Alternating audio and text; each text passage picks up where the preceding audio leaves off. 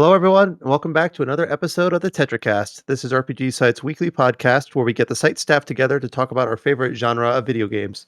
My name is Brian Vitale. Joining me, we have Josh Torres. Feel better with your cold, Brian. Yeah, I don't know if it comes through on the microphone, but I am fighting a little bit of a cold. We have Adam Vitale, Hello. James Galizio, Hey, folks. and Chow Min Woo. How's it going? So we are nearing the end of October. We spent the last few weeks talking about several upcoming, recent and upcoming releases. Obviously, last week we spent the entire time on Yeast. The week before was on Metaphor.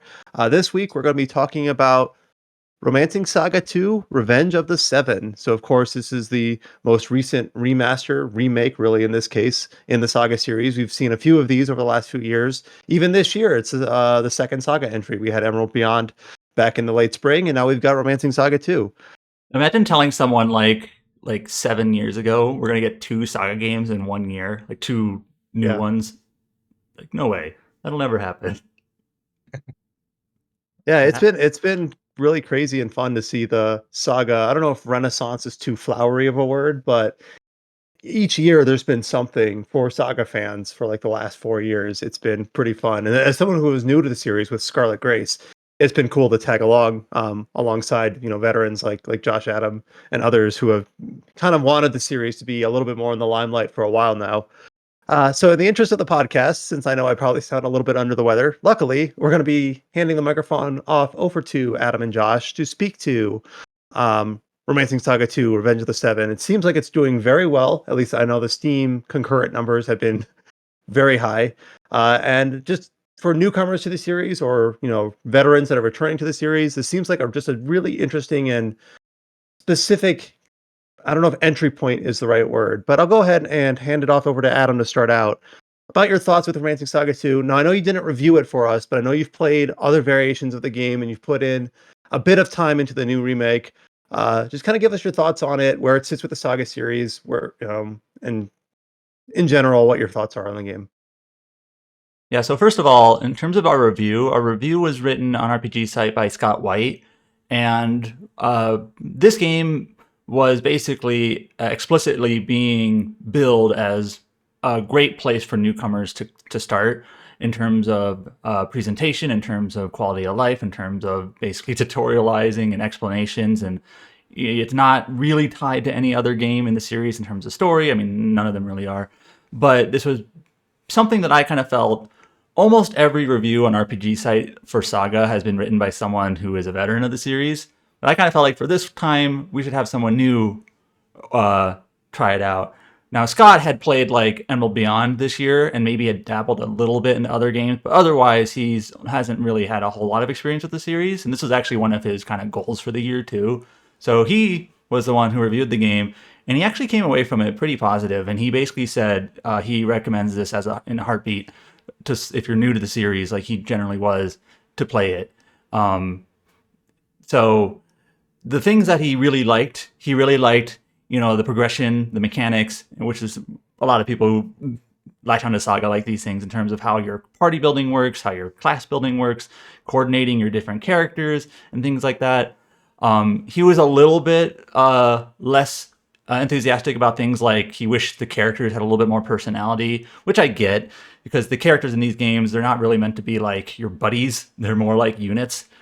But still, he came away from it pretty positive. Read his review. I think it's a good overview of just like a newcomer's perspective to the game. Now, who here has played the original Romancing Saga 2? And I mean, when I mean original, I mean like the remaster that came out in like 2016. I played that version. I know Chow has, right? So Super Nintendo version count? Yeah, I haven't played the Super Nintendo version. Yeah. I think the biggest difference between the two is the Super Nintendo version, you don't have access to New Game Plus until you beat it. Right. While the remastered, it's like if you fucked up and want to start over again, it's like, well, you could use the New Game Plus just to like kind of course correct. Yeah, a lot of Saga remasters have that option where you can kind of like start over from anywhere. Actually, this remake does not have that. You have to beat the game before you can do the New Game Plus. But anyways, just a note, when I say original Romancing Saga 2 going forward, I mean the remaster. It's basically the original for us in the West. With I know it does have tweaks and such.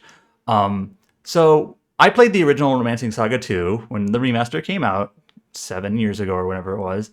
And Romancing Saga 2 has a really cool mechanic that is very unique that practically no other game that I can think of quite has, not to its extent anyway. And that's this sort of generation inheritance system where you have this storyline that basically takes place over thousands of years, over multiple generations.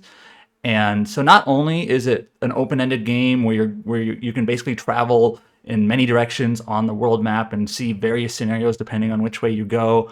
Not only is it that, but also time will pass. And I don't mean just like 1 year. I mean like hundreds of years will pass. And depending on what you do and depending on what scenarios you decided to see, there will be different effects on the world kind of snowballing as you progress towards the end of the game. And this is a really cool mechanic that, like I said, no other game has. I know some games might have like a single generation skip, but not like built into it, like over the course of 1,000 years and multiple generations like this game does. Now, the Romancing Saga 2 remaster, even though it was a remaster, it was still a little bit tough to kind of get a grasp on how it all worked. And one reason for that was the localization of that remaster was actually pretty shit. It was very bad. One of my friends described it as, it sounds like grandparents talking to each other on Facebook in terms of how the characters... It's very stiff. That's yes. very... and also, like, just for context as well, that was like... I don't think any, like, Saga games hit Steam before Saga 2, if I remember. And if you remember right, that game was a mobile-first game. Like, it came out on mobile first, and then it got ported to the platform. Yeah, so it was very experimental. It was like it was also a landmark, like, hey, finally we got an official localization of Saga 2, Romancing Saga 2 in the West, but also it's like it was a very experimental, just in, like, bringing it over after all these years. I think one of the problems was that game was also got overshadowed by input lag over like some of the other glaring issues for some stupid reason. Oh, I remember like the Switch version especially had issues. Mm-hmm. Yeah, so it was kind of plagued like in multiple fronts on that initial remastered release. But anyways, the localization, oftentimes when we talk about localization, we're talking about like character writing and dialogue and story and narrative. But in this case, the way that Romancing Saga 2 was built, a lot of the NPCs are like explaining how the game works for you. Like, you just walk into a random room and you see like a person, like a sprite with a bow sitting there, and he's like, "Hi, I have a bow and I can help," or something, and then you can recruit them, and it's very stiff, and you kind of realize, oh, this is how you add people to your party. You kind of just randomly bump into them and talk to them, or you go into you go onto a certain spot of your town and it's like, "Hi, this is the Magic Academy. We make spells. What spells do you want?" And it's been a while since I played it, but basically it's trying to figure out like what exactly NPCs are trying to tell you and how the game works, and like how do you recruit people? How does the Magic Academy work? Or like what is the global magic system of this game, and things like that. And even some of the quest lines where it does get a little bit more narrative, it's like hard to tell quite exactly like what they expect you to be doing to like progress the quest, because it was very stiff, and the localization did no favors at all. So I remember when I was playing that game, I actually had to go to game FAQs and whatnot to figure out, what am I doing? How the hell does magic work? And it's cool, but the game does no favors in terms of like hinting you or cluing you on the mechanics of it, because there's like no tutorials whatsoever. Now this remake basically addresses all of that. Obviously, the localization is much, much stronger now. There's a lot more dialogue in general, not like an overwhelming amount, but just enough to explain to you, like, here's how recruitment works. There's little icons on the map that show you what characters are recruitable and what characters are just NPCs. When you go to the Magic Academy, when that gets built, there's a tutorial pop-up to tell you basically this is how it works. When you access the menu, there's a little grid that makes it kind of obvious. Oh, okay, here's where the magic spells are, and here's how I teach them to my team. I actually remember in the original Romancing Saga 2, the remaster, that I was confused how the dojo worked, and that it was even a thing. Literally just like one random spot of your castle, you talk to a guy, and he's like, "Hey, I can teach your skills that you learned. I can basically reteach them to you."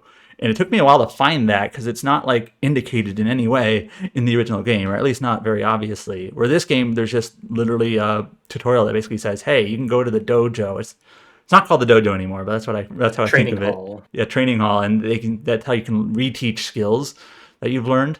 You kind of unlock them, that you can teach them. And basically, my point is that all of these like little bits and pieces of the mechanics and the supporting systems and the user interface and the tutorials, it helps a lot. And I'd have a hard time finding that like any sort of purist or veteran be like, no, this is too much. I think it does a pretty good job just kind of outlining it all. Like, okay, you're not flying blind. Here's how it works. So that's a big improvement. Yeah, I agree. Like everything has like a distinct icon to it. So like that, even that training hall has like two NPCs. One that teaches you formations, and one other that teaches you the skill inheritances that you learned. And they have like two distinct icons to show you like, hey, these are two different NPCs that you can talk to. Where in the original version, it's literally just two guys in a room that have nothing special about them. It's just like, talk to this guy in this room over here. So, yeah. And that kind of permeates throughout the game too, where like you're like anyone who wants to like get a sense of the original, how it feels, that like all the in-game options, the settings, like lets you toggle all this off. Like if you don't want any like markers to like show you where to go, or like any like things, there's a lot of like toggleable things to like switch off if you want to. If you want kind of like more of that pure experience of like kind of like that wanderlust of where to go, like feeling lost and kind of feeling your way through it. Because I know there's definitely a crowd of people that wants that feeling again, and that's totally understandable. Because like for me, when I played the original, and this is like back on like the Super Nintendo one, where like as a kid it felt like it was a very obtuse game, especially like when it came to like how young I was, but also it kind of felt like it had that illusion of like this game has like infinite things to do. It feels like you have so many places to explore and you don't know where to go next, and it just feels like everything that you experienced was like always new, because it was like a new like part of the land, part of the region, a new dungeon, new monsters you see for the first time after like so many hours in. And this remake really captures that well, because when they announced that this was getting a remake, a full 3D remake, I'm like thinking that's a lot of work that they have to do, because Romantic Saga 2 has so many just places in general to explore, from towns to dungeons, that'll have like very distinct environments, and also like distinct creatures. And it's one of those weird things where like you might find like new creatures in like old dungeons, because there's a mechanic in the game where like basically enemies will ostensibly level up. And this is tied to like a weapon proficiency system in the remake this time around. And like once you reach like these certain thresholds, that's all communicated in the game. Like it's called like enemy strength, I believe. Yeah, and other Saga games have this too. Not yeah, all of it's them, called but like some battle of them. rank. Yeah, it's called battle rank in the older ones.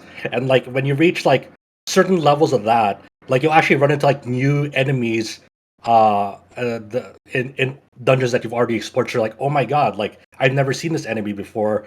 Like I wonder what it's weak to, what it's gonna do. And it's like, and then of course it like looks at like one of your party members and like nearly one shots them, if not kills them like completely. You're like, oh okay, That's the awesome. Saga experience right there.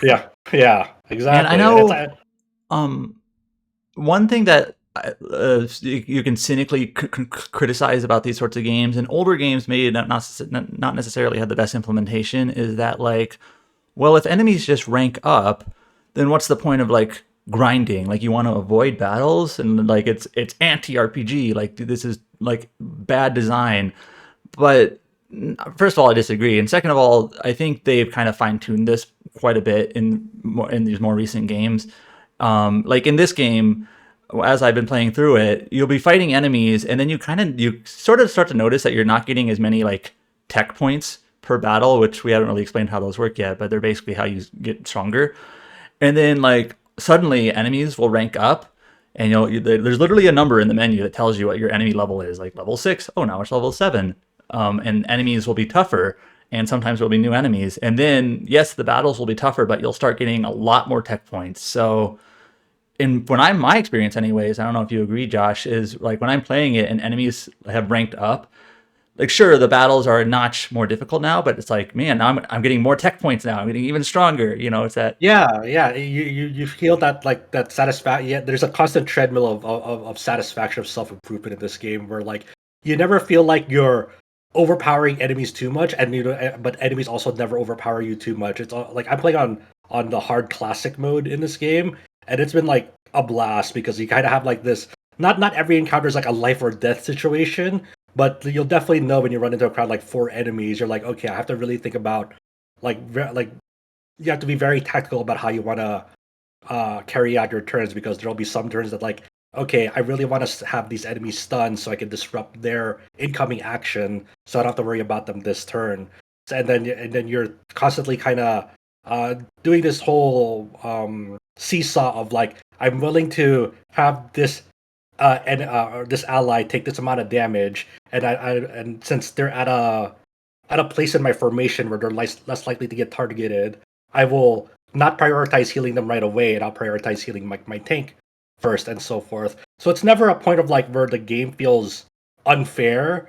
It's more so that you're pushed to um, change your priorities on the fly depending on what the encounter is. And I think that's a really good feeling for like if you want to like a good challenging RPG experience. Of course, you can always, if you want Yeah, a this more game has easier difficulty experience. levels, which Yeah, it has difficulty levels, which is Saga usually doesn't have Yeah. difficulty levels. They're usually brutally hard. What is it?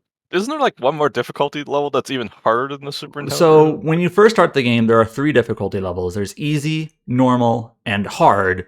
And hard is actually, it actually says literally hard classic. So it's, I think, hard mode, which is what Josh is playing on, is basically like this experience is roughly equivalent to the original.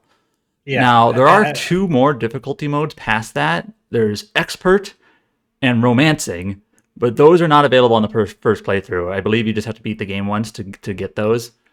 And romancing, I think there was a media kit that explained this. Like, expert is basically like a very hard mode, and romancing, the media kit even said like this mode is built for like new game plus playthroughs where you have to basically come into this mode well suited like from your previous playthroughs to even have a chance.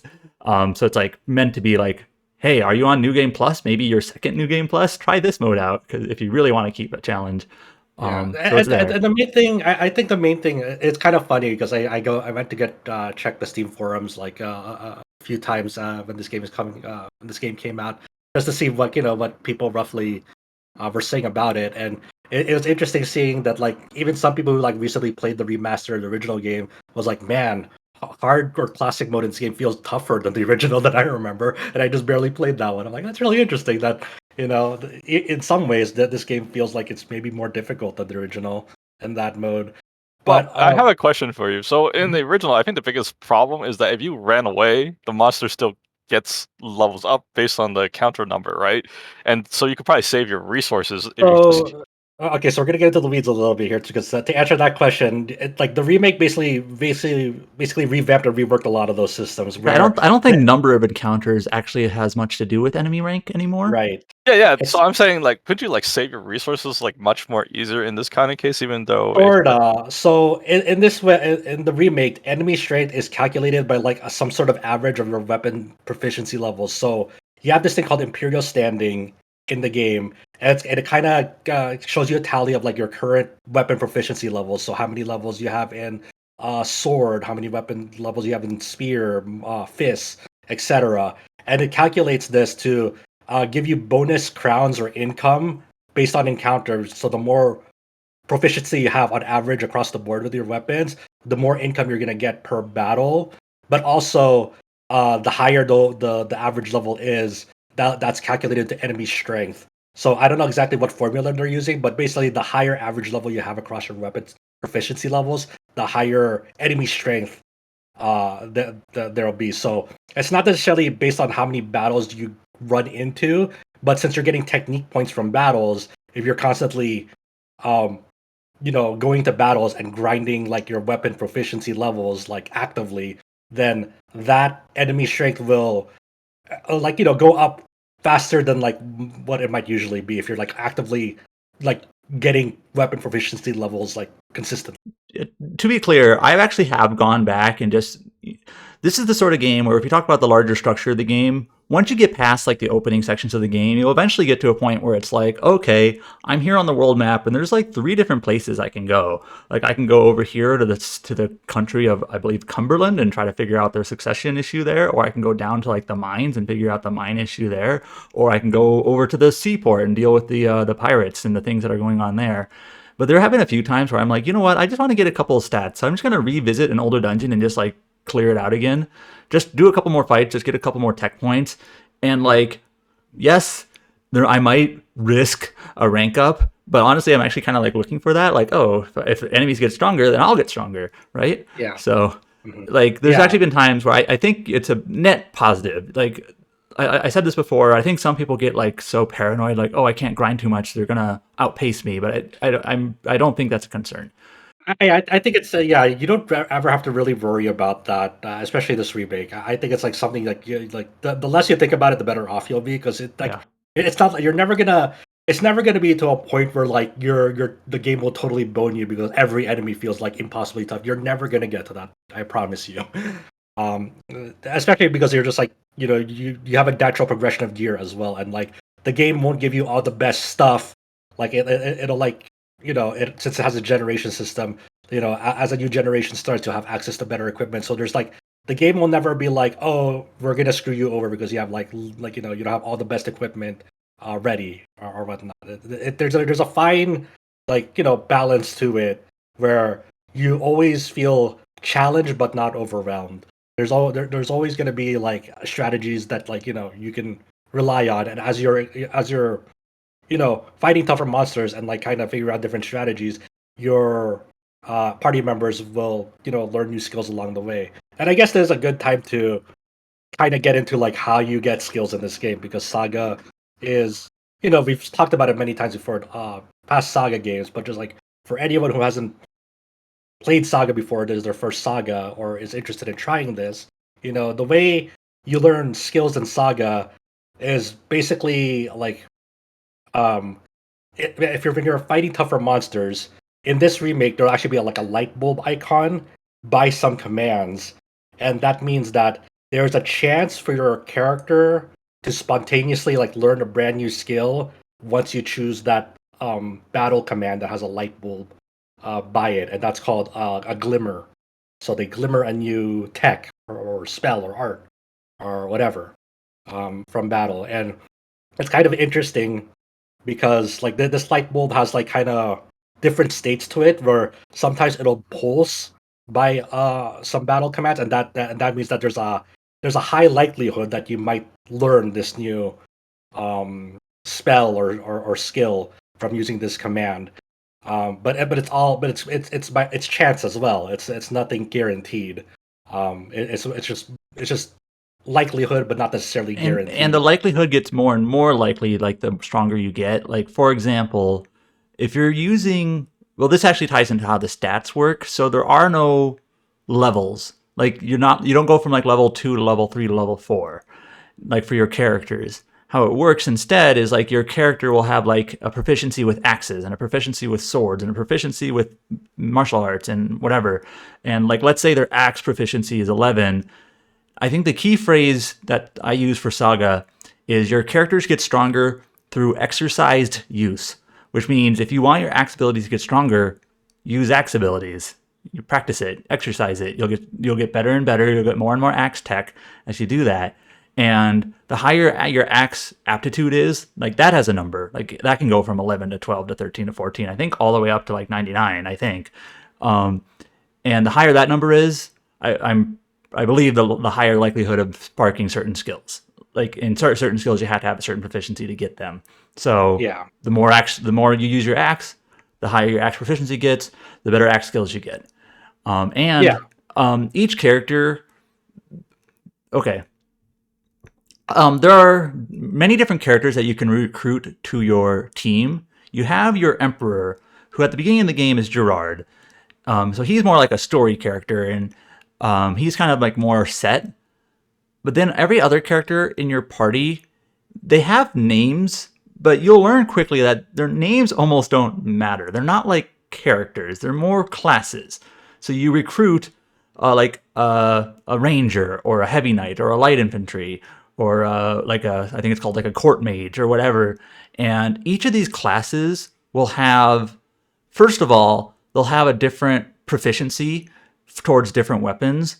I don't know all the details about this. I haven't like dug really deep into the mechanics or whatnot.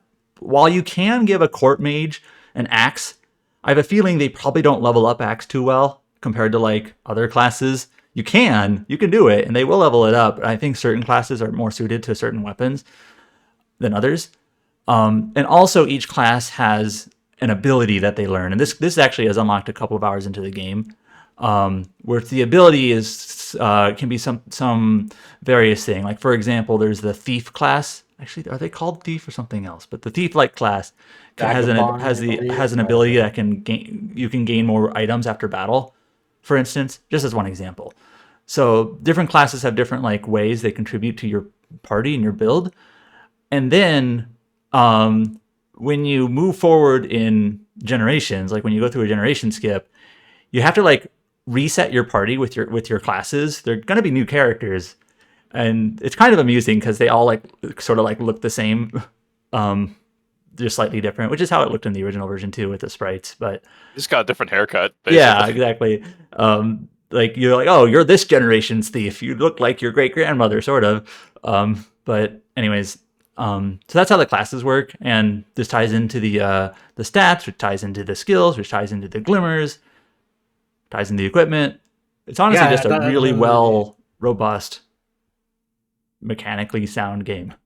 Yeah, it's also the nice thing in the game that I didn't even realize until like I kind of looked into the menus. Like this game has like an in-game glimmer chart for each skill as well. So like for people who like understandably like you don't want to like go look up guides or whatever. Like this game will actually show you don't expect this from any Saga game. This has like the most quality of life features in a Saga game yet. Where like if you're interested in like, okay, do I still have any more texts or spells I can learn from this skill? This game will actually show you like an in-game glimmer chart of each skill that'll show like if you still have any more skills yet or text yet to learn from us skill when you're trying to think about which skills you want to keep on your character, just in case they might have a chance to learn something new. So it's just very it's very user friendly without like actively holding your hand or getting in the way of it, which is it kind of gives you like all the tools to work with. Yeah, but they're never telling you, hey, go here, or like, hey, go to the next thing. It's up to you if you want to do that, but you don't have to. One nice thing also about we've talked a lot about like the game's like more user friendliness compared to like other Saga games or the original version. How the world scenario quests work. Now this general concept isn't new to Saga, where it's like rather than one distinct storyline, there are like different scenarios that you can run into. And like Minstrel Song Minstrel Song is literally the remake of Romancing Saga 1, so it's similar in ways. It was like this, where it had like different scenarios that can pop up that may not be tied to each other, but they might be, but they may not be. Now in Romancing Saga 2, the original version, for me anyways, sometimes it was a little bit hard for me to keep track which scenario was which, in terms of like I would see a scene, but I wasn't sure like what is this scene like related to it, like in terms of other scenes I've seen.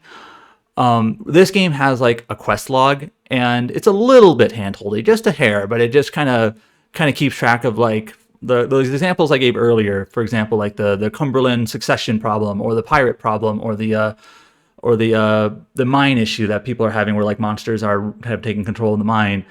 If it'll be nice for me, like I actually am taking a break from the game right now, but when I go back to it, to kind of like check my notebook and basically in the game, my quest log, and like, oh, okay, these are the scenarios that are currently taking place. Whereas in the original game, it's just like a scene that happens, and you kind of have to just memorize which scene happens in which spots. Yeah. So stuff like that, I think, is helpful. Yeah, but also this game is still very faithful to like how like a long time veterans to remember. Like if you remember, hey, this quest in Romancing Saga 2 had like 2 or 3 different ways to go about it. That is still pretty much preserved in this remake. I actually forgot about this, but I remembered it as soon as it happened. As part of the like the Corsair quest line, I had a female emperor, and I forgot that if you have a female emperor, you can basically like persuade one of the guards to like go away from their post because you're a girl. Yeah, So, yeah. like I had that option, and I kind of forgot about it until it started happening. Oh yeah, I remember you could do this, and you can't do it with a male emperor. You have to be a female emperor. And this is one of the, like this what this literally leads to, like in terms of utility, is that you can hear in on a conversation, which kind of moves the quest along. Whereas if you're a male emperor, there's other ways to do that, but you just have to go about it a different way. Yeah, it goes to the nitty gritty. Like I said, like don't worry about this. You're just like you're a new time, first time player. Just like experience it the way that you want to at your own pace. But but once you start getting to the nitty gritty of like how what the implications of this inherited system is, it's like you can have a male or female emperor as like your next successor. Like they'll have different traits as well. So on top of like just being a male or female, there's also like different traits as an emperor, and that could like have It affects which formations you can get. yeah, it affects which formations. Also, there's like different effects on several quest lines in the game, and once again, SaGa is like it's a game where you'll inevitably miss stuff, but that's okay. Yeah, you don't try to do everything on the first playthrough. I don't was think actually it's going to bring possible. that up. Like, this Yeah. seems like the sort of game where if you're a completionist, you have to let go in a Yeah. way. It's like you're not going to see everything. You're not going to have here's a checklist to get all the achievements or whatever, or see all the things, or I'm actually collect all trying the to things in one remember. run. There's a scenario later in the game. I actually have not gotten to this in the remake yet, with the lizard people and the volcano. I remember there's actually like a reason to let the volcano erupt and a reason to not let it erupt. And so like you can actually like gain a class either way, something like that. And so like on one playthrough you kind of want to take one route, and on a next playthrough you can try the other route. And it's like there's like mutually exclusive reasons to do either route. But yeah, bigger picture is just like a lot of SaGa games, Minstrel Song included, which is also Romancing SaGa, just kind of just take it as it comes. Don't try to be completionist. It's just not worth the headache. It's not going to happen on a first playthrough or a second playthrough or probably even a third playthrough. You're just going to have to go with the flow. Yeah. As in terms of like brand new things in the remake, the one like really big new feature in the game are like these flashbacks of the Seven, and when you refer to the Seven, that's basically in the story setup of the game. There were these heroes in the past, that came together and basically did feats of heroism that be praised by humanity. But over time, throughout the years, throughout several generations, people and humanity kind of forgot the deeds and the sacrifices of these past heroes. So they've kind of come back in the modern time, like more of a like through demonic, vengeful circumstances that are now like wreaking havoc upon humanity. So that's why you have this whole multi-generation successor empress storyline to kind of take care of like these once forgotten heroes threatening all of humanity again, kind of making sure to deal with the threat and so forth. And it takes many years to do so because they're so powerful that you have to go through a lot of steps to kind of go from one hero to the next of like vanquishing them. So in the original game, you kind of got the story set up, but you never really got to know much about like the past history or backstories of these heroes outside of like third party material, like Romancing SaGa 2, like drama plays and so forth over the years in Japan, but nothing like it was largely material. left to imagination, and like a couple of you do encounter these characters in the game, of course, these villains, and you got like bits and pieces. But yeah, there's these new flashbacks that basically show what the heroes were like back when they were heroes and kind of what happened. And in my interview with Shinichi Tatsuke,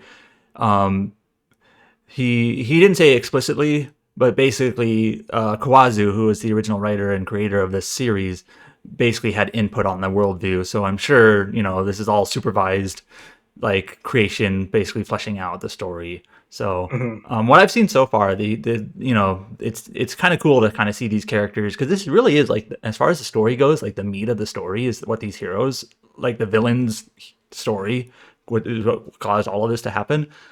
So it's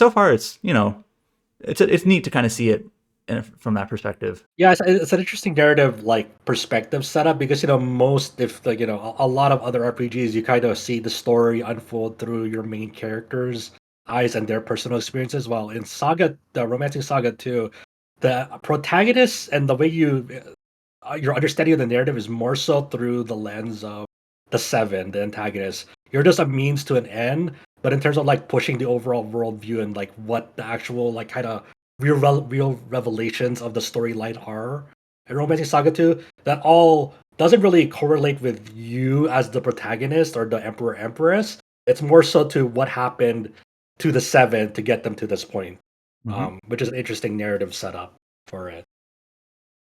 And it's the way that you kind of come onto these flashbacks are, I don't know, it's not clumsy, but it's very in your face. So there are certain spots in the world, whether it might be the dungeon or it might be like out in an open field, you'll see these very, very big, bright flowy waves like going to somewhere. So all you have to do is kind of like follow like where these flowy wave currents are going, like, and they lead to like this terminal, and so you interact with the terminal, and then you trigger the flashback scene, and then you can continue on your merry way. So it's like it's very in your face. Yeah, like you cannot miss these. There's no way you can't follow miss the big these. glowy blue Yeah. thing.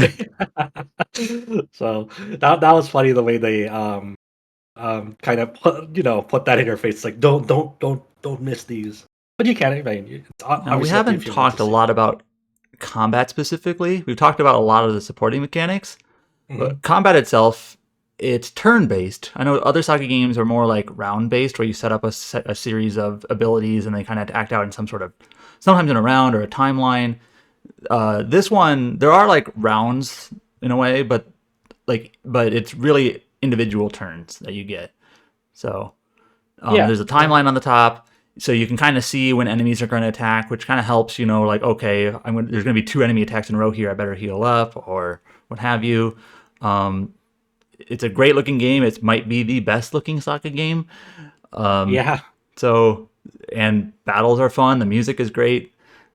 It's very straightforward. Yeah, like the battles themselves, like the mechanics themselves are like very, very straightforward. Not to say that they aren't complex, but the way they present them is very simple. And like it's like Octopath Traveler in terms of like presentation wise and like the way you're unveiling weaknesses. And then once you unveil, when you run into a new enemy and they'll have like question marks on like what they're weak to, obviously you're gonna try like various different weapons and spells to see what they're weak to. Hitting their weakness charges this overdrive meter at the bottom. So like when that's full, then you can have multiple characters trigger attacks simultaneously, and they have like a damage bonus depending on how many characters participate in that overdrive attack, and like that number will gradually go up as you progress through the game. So there's reasons to like constantly hit weaknesses, but it's not always going to be like the right answer in any given situation. It's not a game where like, oh, you just hit weaknesses and that's it. Sometimes you want to interrupt incoming attacks from like more threatening enemies. So it's like, okay, I'll sacrifice this character's like turn to interrupt the enemy instead of hitting their weakness, and then another character will be like, okay, I want this character to go to sleep or something, or inflict a status ailment on them, because in general Saga games, like status ailments very, very, very useful. And so that could be a life or death situation depending on like when if status ailments proc, because sometimes there'll just be enemies that hit so hard that you have to consistently make sure that like you're stealing their turns and interrupting their actions as much as possible. So it's the balancing act between like whether you want to charge this overdrive meter or you want to interrupt their actions with a status ailment or a stun. And along the way, you're learning like these new techs for your characters with different weapons that they're wielding. So it's like a lot of like, even though the presentation, the flow is simplistic, the actual battle decisions that you're making are pretty complex because of the way that you're trying to mitigate damage, assess the situation, and kind of making sure that your characters are in a good spot. Because like you want to keep like your characters all alive as much as possible in this game because you need to have all 5 of your party members up to keep your formation bonus going. So like your starting formations, for example, will most likely target like the front tank character that you have. But if any character goes down, it breaks that formation. So everyone's more likely to get targeted now because they've broken that formation, and so forth. So once again, it's a fine balancing act whether of like what offensive and defensive tactics you're prioritizing at any given time. I'm super excited to like dive back into this when I can. It is a very busy RPG season though. Yeah. I don't even know when I'm going to be able to start. I still have like at least 30 hours of like kind of consecutive. Have you finished Kai yet? No. No, it's dense, especially if you're going to do all the side content. It's neither here nor there. Like Kuro 2, it had a bunch of like side quests, but usually per section had like 1 or 2. Here it's more like 3 or 4, and there's like just as many sections. So yeah, it's a lot. In terms of like Brian mentioned this a while ago earlier in the podcast, but like in terms of like the Steam concurrent numbers, how it compares to like past SaGa releases. So like the only metric we have to work with in raw numbers is Steam charts because we don't know how it's doing on consoles, but we assume it's probably has a likely trend on consoles. Right now, this easily surpasses by a lot like the peak all-time concurrent player numbers of past SaGa games on Steam. So for Romantic Saga 2, Revenge of the Seven, its all-time peak is like sitting at like 14,383, and the next SaGa game that even comes close to that number is SaGa Frontier Remastered, and that peak was 2,590. So it's they're the way they marketed and they positioned this game and all the modern enhancements they've made with this remake. It seems like it's been really paying off in terms of like growing. If their goal was to grow interest in the SaGa series through this game, if this trend holds true from not only PC but to other console platforms, then it's probably doing very, very well. Yeah. Like if you're comparing the performance of this game compared to past SaGa releases. So I'm actually looking at this is a chart that a friend of mine kind of keeps track of concurrent numbers for Square Enix games. This is actually from earlier this month. So like for example, Visions of Mana was around 5,000. Which is almost a third of what Romantic Saga 2 is at, the remake. Final Fantasy VII Remake, when that finally landed on Steam, was about 13,000. So this has surpassed it. Wow. Octopath Traveler 2, which I remember was considered a success at the time, generally speaking, was about 17,000. So it's okay. So Romantic Saga 2 is close to that. And like Star Ocean 2 Remake, the Star Ocean 2 Remake that came out last year was 8,000. Tactics Ogre Remake was 11,000. So I'd have to imagine like that. Like it has a fairly healthy player base like on Switch, for example, because on Switch as well. So Forspoken was 12,000. It's also worth noting that it's like I don't even know how long it's been, but this is the first SaGa game that's gotten a physical release in the West since like the PS2 or something like that. It's been a while. Yeah, that's a good observation. The original version of Minstrel Song was probably the last physical release. Yeah. Or Unlimited Saga if that came out after. Yeah, so it's probably been like almost 2 decades. So that's So there was a big push in like marketing this game. And it seems like it's at least paid off to some degree. Like it seems like it also helps that like they had a pretty like decent demo for this game that supported full save data transfer. So like it helps that like they had that demo because at least showed people like how this game forms and looks like. It does look like a modern game because I'm sure a lot of people earlier this year when Emerald Beyond came out, a good number of people understandably kind of got turned off by like this game still looks like this and still moves the way like this, and on top of like and that battle system is less traditional than like what Revenge of the Seven has. So once again, it's like trying to like teach people that battle system isn't also like the easiest thing to do as well. So it's a remarkable, hopefully success in Square Enix's eyes. I don't know if they consider this a success or not, but like on paper, to me, it looks like success. By the way, Yeah. this is sort of related. So Square Enix's fiscal reports outlines are always so delayed. They take so long to come out. They finally released their English outline for the Q1 report. So this is stuff from April through June. They didn't say anything at all about Emerald Beyond, which came out in April. They said nothing. But they did say that the Kingdom Hearts PC ports, they didn't give any numbers or anything, but they said they were doing well, especially in North America and Europe. So like, okay. Okay. Sorry, I know that's not super insightful, but that's what they said. I don't think Emerald Beyond. They probably were not thrilled about the performance of that game. It is unfortunate, but that's the reality of it. But hopefully, Revenge of the Seven is able to kind of keep things running along. It's really cool to see that this there's so many first time players to this game that have never touched a Saga game before that I've talked to, and they're just like, yeah, I'm just really seem all really captivated by like how everything works, because they've never played a Saga game before. It's like, yeah, this is kind of crazy what it's doing. I know we've talked about this before when this game was announced, but there were kind of murmurs, as well as just sort of it felt like it was obvious that like, oh, the next game that Square Enix is going to do for Saga is going to be Saga Frontier 2 remaster, right? Like that just made sense. And so that's what we expected was Saga Frontier 2. And then like the remake of Romancing Saga 2 kind of felt like it came out of nowhere. And yeah, like no kidding. It's going to be one of my favorite games this year for sure. Like, yeah, I mean, I'm biased, I guess, in a way that I really like Saga games, but still. I just like that, like it's just how it was like in the original game. Like it's very light and trim on like the story presentation. It gets you to the game right away. Yeah, I was a little bit concerned about the story presentation, maybe going too much, but I don't think it does. No, I don't think it does.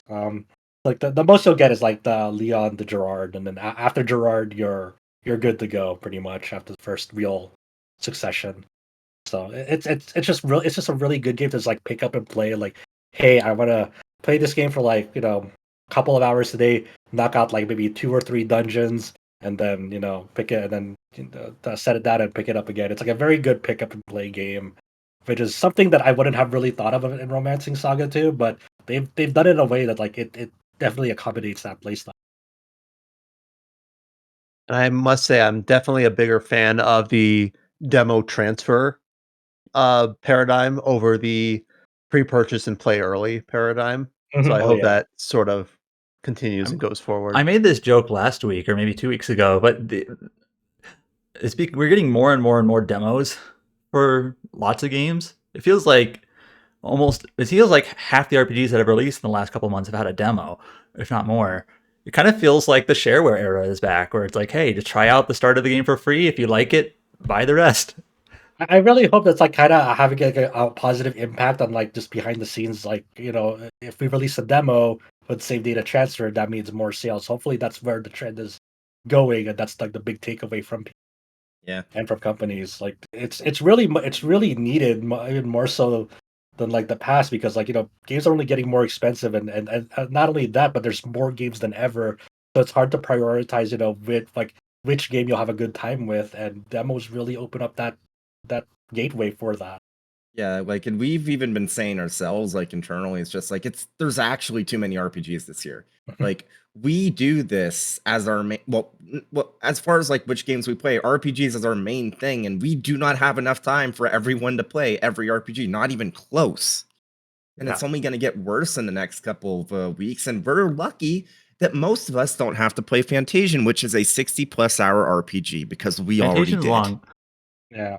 Good luck, child. And Adam's gonna replay it anyway. Probably. Me and Adam are gonna play that. I'll pick it up, but I don't know when I'm gonna replay it. I definitely want to show support, obviously. Yeah. But I think that was a really cool, really thorough dive into Romancing Saga 2: Revenge of the Seven. And it's cool. And the thing is that it seems like it's kind of bucked to the trend or the conventional wisdom, like, oh, it has a 2 in the title. People are gonna like shy away because they haven't played it. It's like, well, it seems like no, people aren't shying away. They presented it well. They've marketed it well. It's bringing something to the table that other games haven't quite shown, or like for Emerald Beyond, just aren't as appealing maybe. And maybe that's, judging a book by its cover a little bit, but you do have to take that into account. It's one of those things where, especially when the Trails in the Sky remake got revealed, it really, we are a bubble in the sense that everyone here can play like older games or games with a less technically impressive art style and have a great time. There is a contingent of the player base in general that just can't do that. They're only interested in games that look more modern, that look more like gussied up. And it feels like this remake is just yet another example of that. Because, like, again, Emerald Beyond was a totally new game. And it was relatively accessible, I feel like, especially with, like, when you consider previous SaGa games, but it just wasn't as didn't appealing. care about it. Yeah, because broadly. it didn't, because the presentation was, well, basically the same as Scarlet Grace, which itself, its presentation was not a strong point of Scarlet Grace. So I'll always remember about go for it, Brian. I was gonna say a different side of the pond, but part of the reason Baldur's Gate 3 blew up was because it had the fully mocap third-person cutscenes that other isometric CRPGs didn't have. Yeah.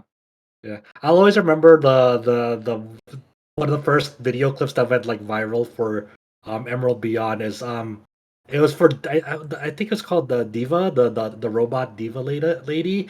Like yeah, her intro scene, like, had like the car moving around the map, and I was like basically like kind of like a paper cut out of a car being like dragged across like the screen, and people were like freaking out. I was like, really? This is what this game looks like? That matters to a lot of people, like obviously to us it's like, okay, sure, whatever, but for people it's like, you're gonna pay how many dollars for this in the modern day, really?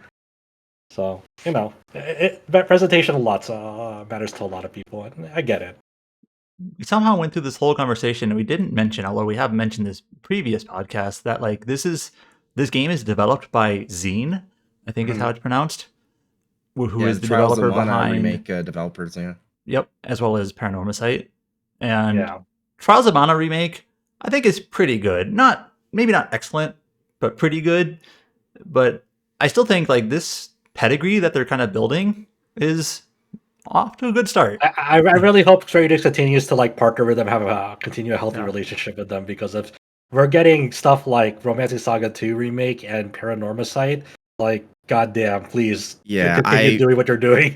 I feel like if nothing else, we're probably in good hands. They're probably going to continue to do stuff of this like caliber, just because, again, like we said, like there's been growth over their previous remakes. So the fact that this is doing, at least on PC, better than Trials of Mana remake did, which was successful enough to justify a whole new Mana game, even if that didn't turn out as well as they probably hoped, that's still like a good sign, I would think, Yeah, it's like just like very refreshing, like high quality AA releases, which is like, it's really cool to see, because it's something that like you don't really see much of anymore.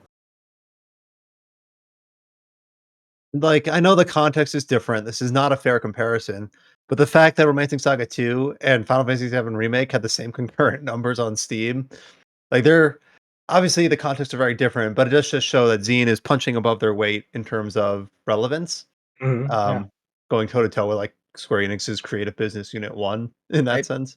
I'd say in that specific case, it's less so them punching above their weight and more like the consequences of, up until now, like Square Enix's timed exclusivity for Final Fantasy devaluing the brand as a whole, when PC is probably one of the most important like platforms for RPGs in the modern day. So Yeah, it's more evidence of the strategy being a misfire. yeah. But thank you all for going so thoroughly into Romancing Saga 2, Revenge of the Seven. Definitely one. I think I closed out one on the previous podcast saying, as soon as I played the demo, I was basically already knew that this is going to be one of my favorites of the year. The only reason I haven't started it yet past the demo is I'm still finishing up Metaphor. So that's where I'm at. How far are you? I guess I should be more careful with my language. I have finished my first playthrough. and I'm playing through it again with New Okay. Game Plus bonuses and wrapping up trophies and achievements and stuff. Cool. But it's yeah, we talked at length about Metaphor last week and 2 weeks ago. Also one of my favorites of the year. Like we complain, quote unquote, that there's too many, but like they've been bangers, most of them. So yeah. The other game that we had this week that we were going to talk about, we had James actually put up a review on the site for this. It's one that it's kind of been flying a little bit under the radar, and it's not one that I know as well as some of the other games we talked about over the last month. So I'll need James to kind of tee us up. And that is Card-en-Ciel. This is an RPG from Inti Creates that I've seen compared to a few other similar games, but I've heard that those comparisons either good or not valid. So just tee us up for those that don't know what Card-en-Ciel is, what it plays like, and what was your thoughts on it? So it's a card battling, like kind of almost tactical RPG in the way that it works. And I'd say that if nothing else that you need to know about Card-en-Ciel is the gameplay is good. Everything else, maybe not so much. I said it in my review.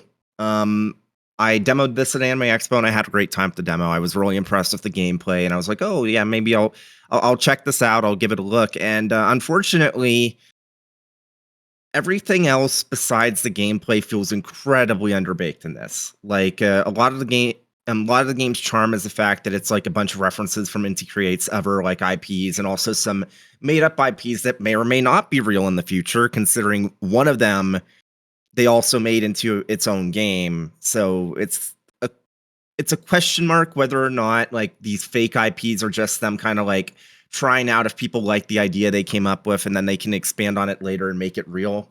I guess that would be neat. It's like a faux crossover? It's a real crossover because you have Azure Striker Gunvolt. You have Galgun. You have Galgun. You have the cat game. I forget Grimclaw, I think it is, or something like that. And then I think there's like one more that's an actual game that references. Yeah. Unfortunately, I just don't have any hands-on experience. So they have Might Number 9. That's not their IP. That's Level 5's IP. They also had a weird thing where one of the games featured in it was like a pre-order bonus. So like if you pre-ordered this on you get like Divine Dynamo. Yeah, then that's like I was saying. It's like half the games are real, half the games aren't real. But one of the games that wasn't real, they also made real as a pre-order bonus. So the question is the ones that aren't real, are they planning to make real in the future? Yeah. Which I think that's probably the most interesting thing about this game, and that's probably damning with faint praise. But yeah, the gameplay. The obvious comparison would be Mega Man Battle Network. It's nothing like that, because instead of it being something like in Battle Network, you set things up ahead of time, then everything goes off at once. This one, you have energy, and then you have like a hand of cards. And your what you can choose to do is based off the different cards. They have different effects, and they also, every card, if you discard it, it will let you move in a specific direction. Every card has a specific direction you can move in. You can't just discard a card and be like, okay, I want to move in this direction. It is very specifically, if you need to move right, you need to make sure that you hold on to a card that lets you move right. And that's important because one of the key elements of the gameplay in this is that the enemies that you're facing will have timers under them, and then they will have like an AoE that showcases where their attack is going to land. And if you don't want to get hit, if you don't want to take damage, you need to make sure that when you retire your turn, you're not in an AoE marker before it goes off. So you need to move out of the way on your side of the field, and that means that there might be a card that you really like its effects, but you can't really use it because you need to make sure that you can't get hit, and that's your only card that would let you get out of the way, which is an interesting sort of like wrinkle to the gameplay system. And like I said in the review, the campaign story mode thing, the story's threadbare. There's barely anything to it. The two main characters are honestly kind of insufferable, especially the main heroine. And really, it feels like the story's main crux is that every stage you're given a Muse card, which muses are basically kind of like the cornerstone of your decks because they can get summoned when you do a specific like kind of combination of actions, and then they have specific buffs that apply to your cards.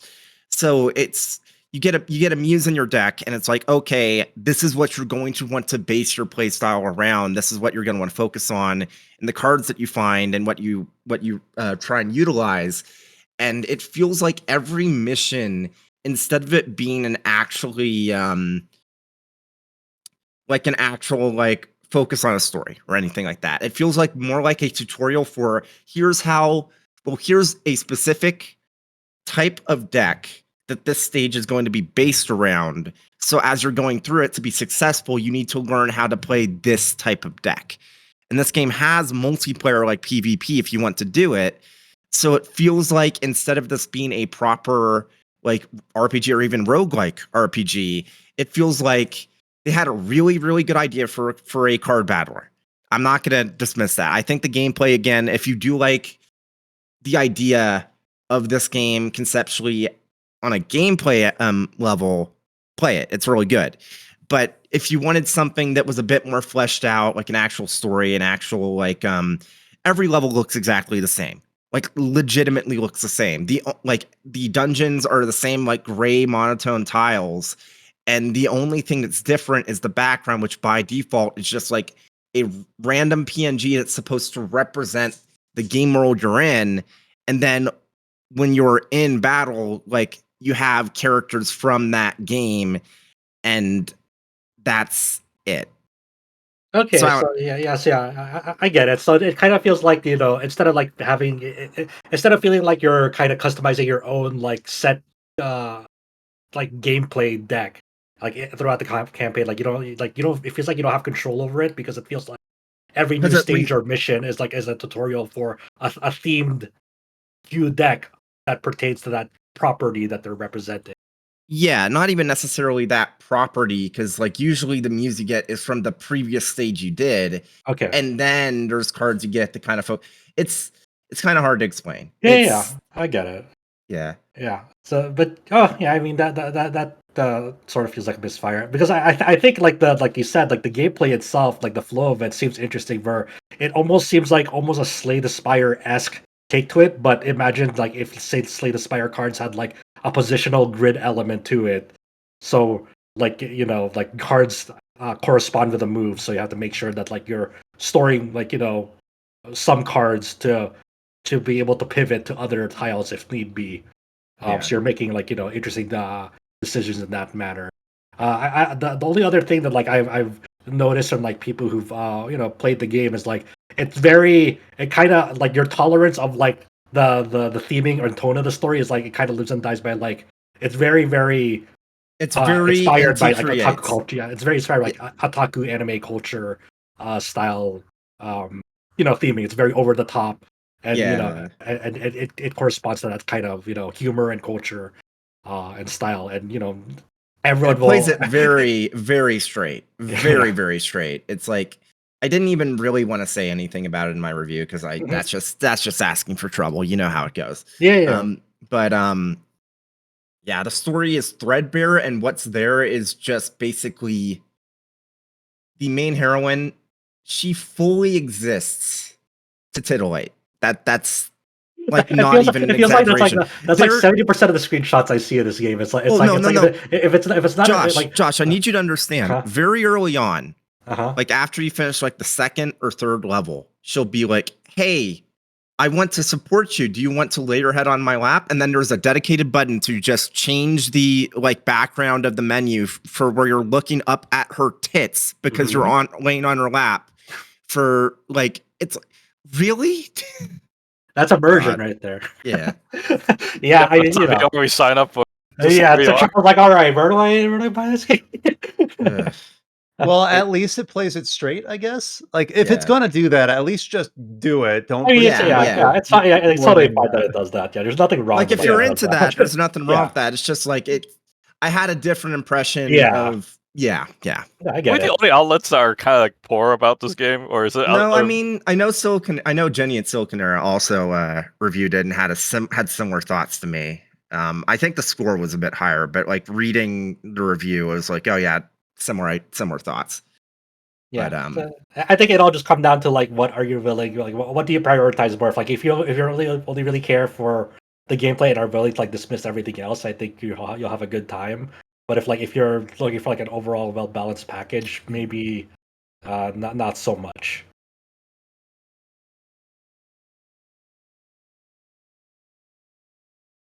Well, thank you, James, for going over your time with Card-en-Ciel, and we also do have his written review up on the site.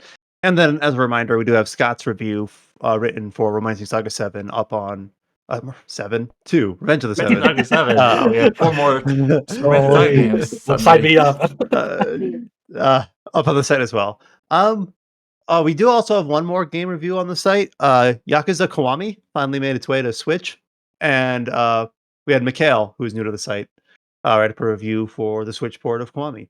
I didn't know this, but it's really cool that they were able to include the original Japanese license songs into that port of the game, because usually they take out those Japanese theme songs in the Western version, Western release of the Yakuza games. So that's really cool to see that they were able to keep that in. I wonder if it's possible for them to, like, if they've licensed a song now. I have no like, idea. Can't they get that to the other versions too?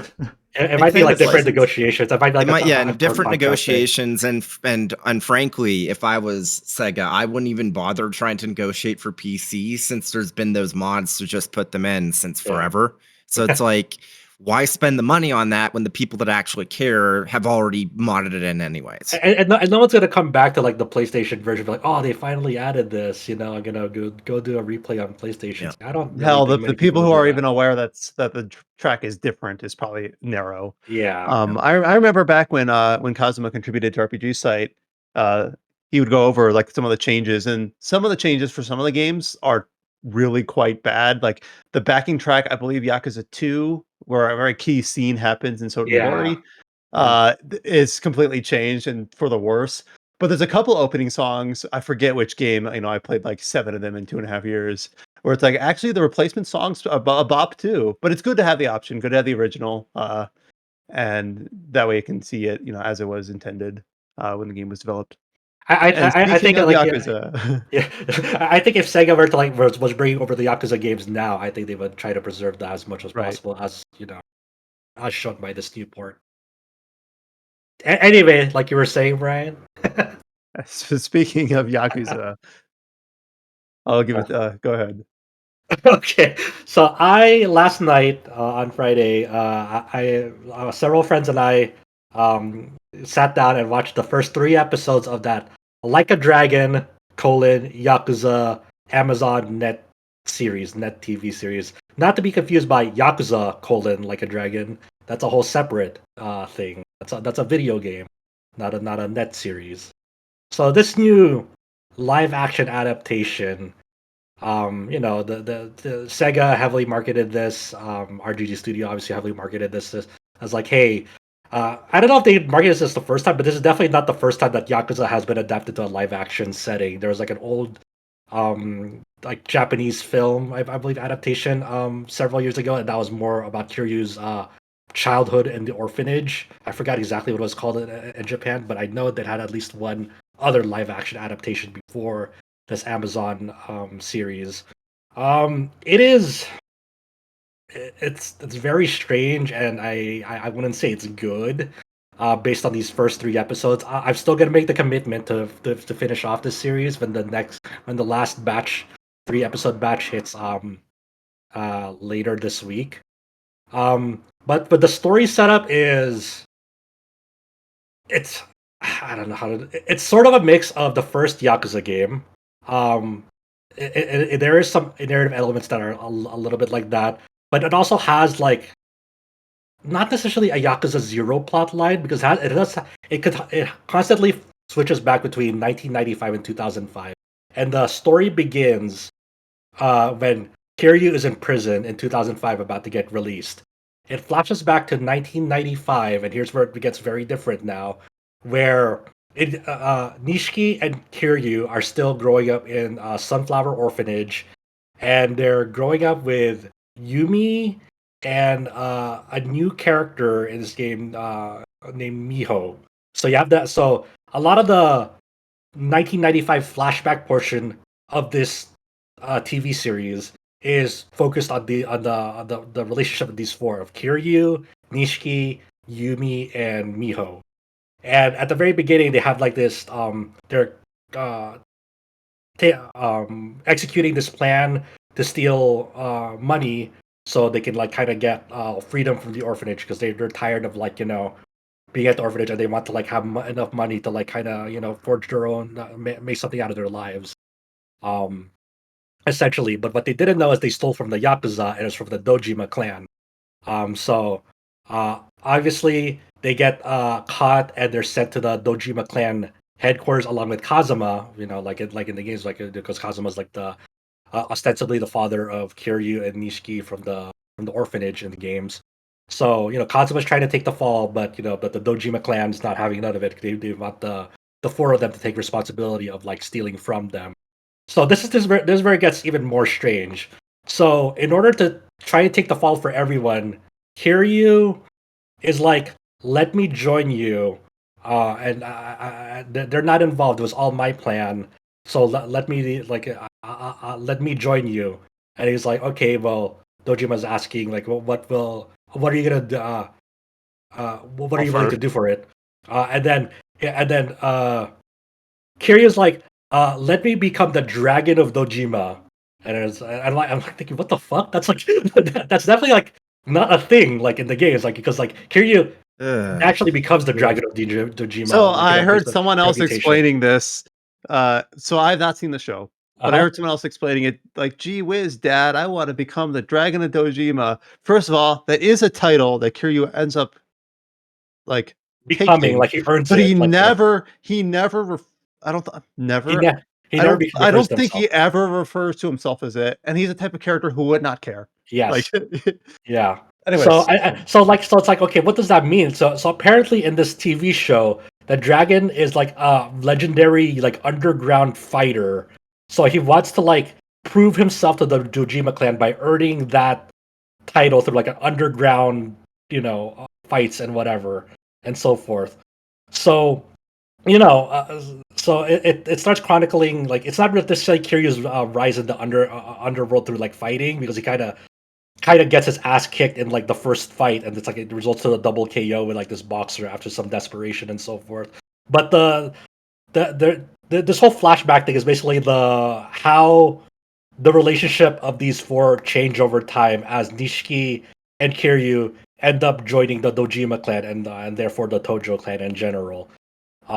For them and how like because they're so intertwined with the Yakuza underworld now, like their relationships change over time.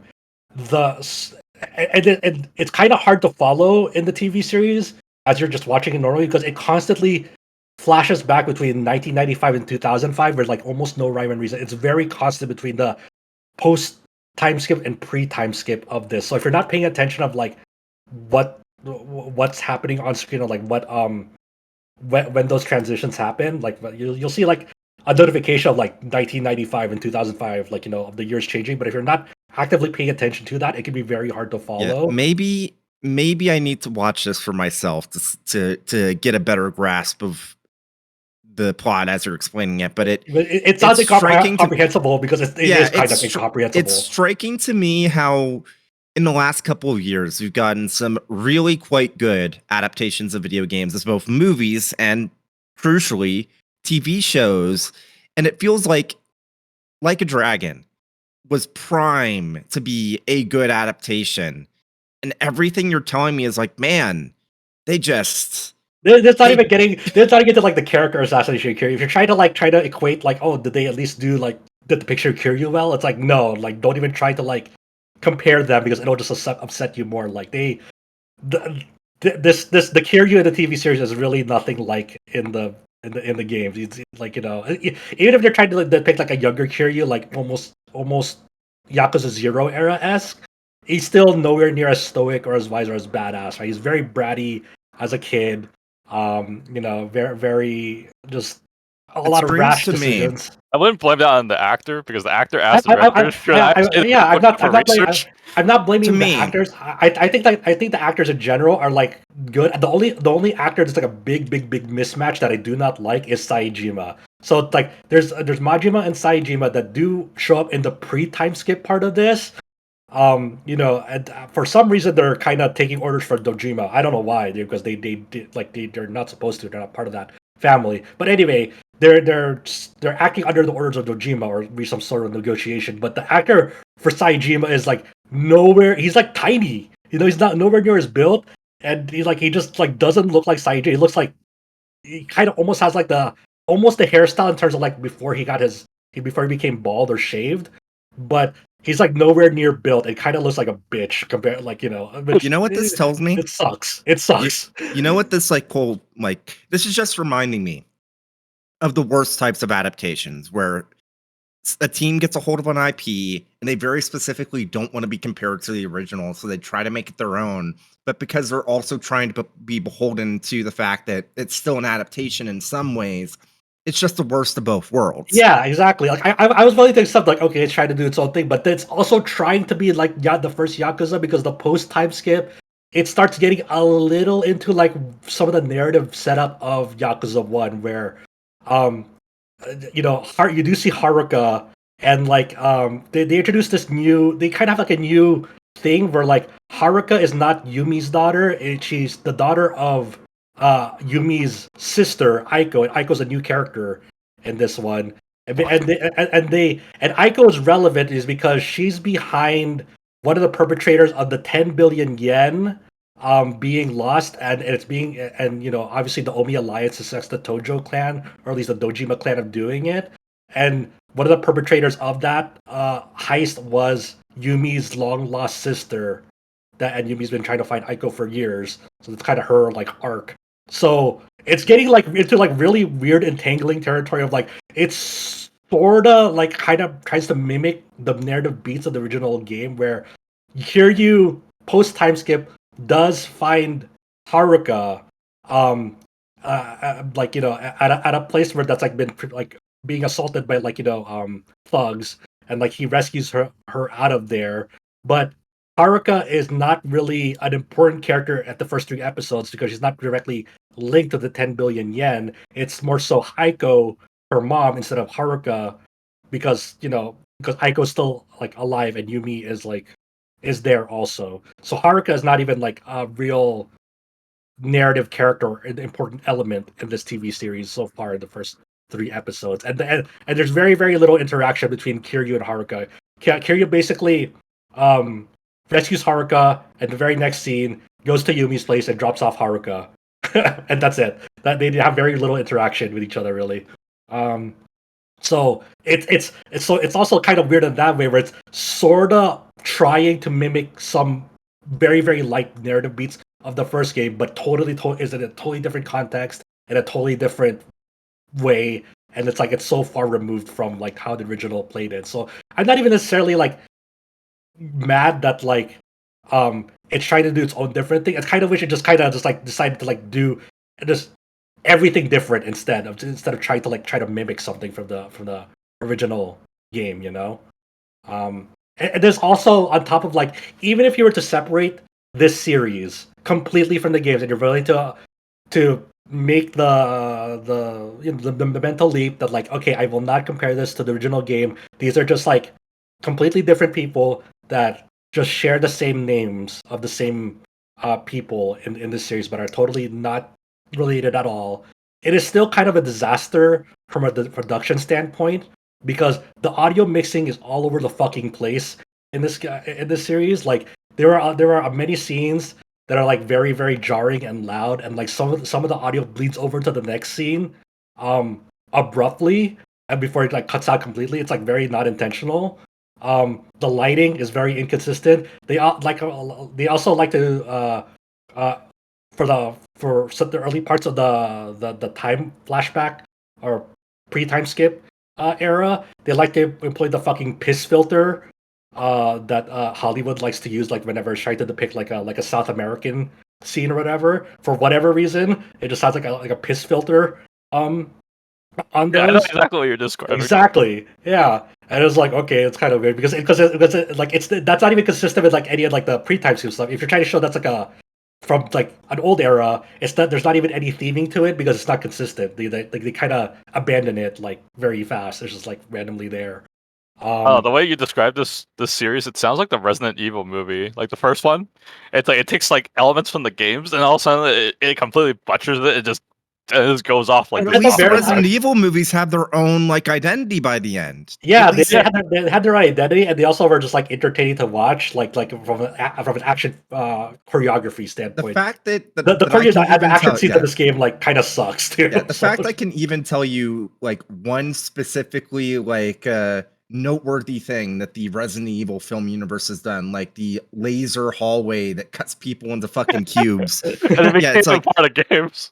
yeah, it's like it's one of those things where it's like at least that had something for it. It sounds like this just is the thing that people are going to talk about if they continue talking about it at all after a couple of weeks. Is like, man, that was a bad adaptation. yeah, I mean, it's just like it's so all over the place. Like, okay, and I've even had like one of our friends never played any of the Yakuza games and was like interested in just trying it out. So like, his first experience with Yakuza is this series. So maybe he's like the target audience. Okay, maybe he'll get something out of it. Maybe he'll think it's interesting or entertaining, or like And like by the end of the 3 episodes, he's like, I don't even know what the fuck I watched. It was so hard to follow. Like I don't understand anything. Like I don't even know what I watched. Like he's like by the halfway through the second episode, I just stopped paying attention to like what was going on because it was so hard to follow. It's like, okay, well, I don't think they really, kind of mission unsuccessful if that was the takeaway from a complete like new person from the coming into this as their first exposure to Yakuza. That's not a great impression that you would want to hear either. And And it's it just feels like such a missed opportunity because like a Dragon feels like a franchise that would be very, very easy to get new people into if not for the fact that the most recent games in the series are just impenetrable if you haven't already played like at least like a Dragon 7. And even then, like from what I've heard about like Infinite Wealth, it's like you probably don't want to just be playing like Yeah, Like a at a Dragon very 7. high level, Like a Dragon or Yakuza 7 is a good starting point, but then Infinite Wealth ties in a whole lot of other older plot threads. yeah. So like, so it's kind of like a weird, really poorly done adaptation that's just like it doesn't know what it wants to be, and when it tries to like go for something, it's executed like in a really poor manner, even from a production standpoint. Like, one of my friends put it best: like, if you were to take away the Like a Dragon, Yakuza, whatever brand from this show, it would be nigh unwatchable because like just the way that it's produced is like it's so hard to follow that it's like if they didn't have that branding at all to it, no one would even care at all. Like it would just be just so insignificant and so like people will just be like, okay, what the fuck is this? Like it's kind of like a below average, below mediocre, like kind of Yakuza Prime story, And that's it. It's like the only reason it got any sort of recognition is because of that branding.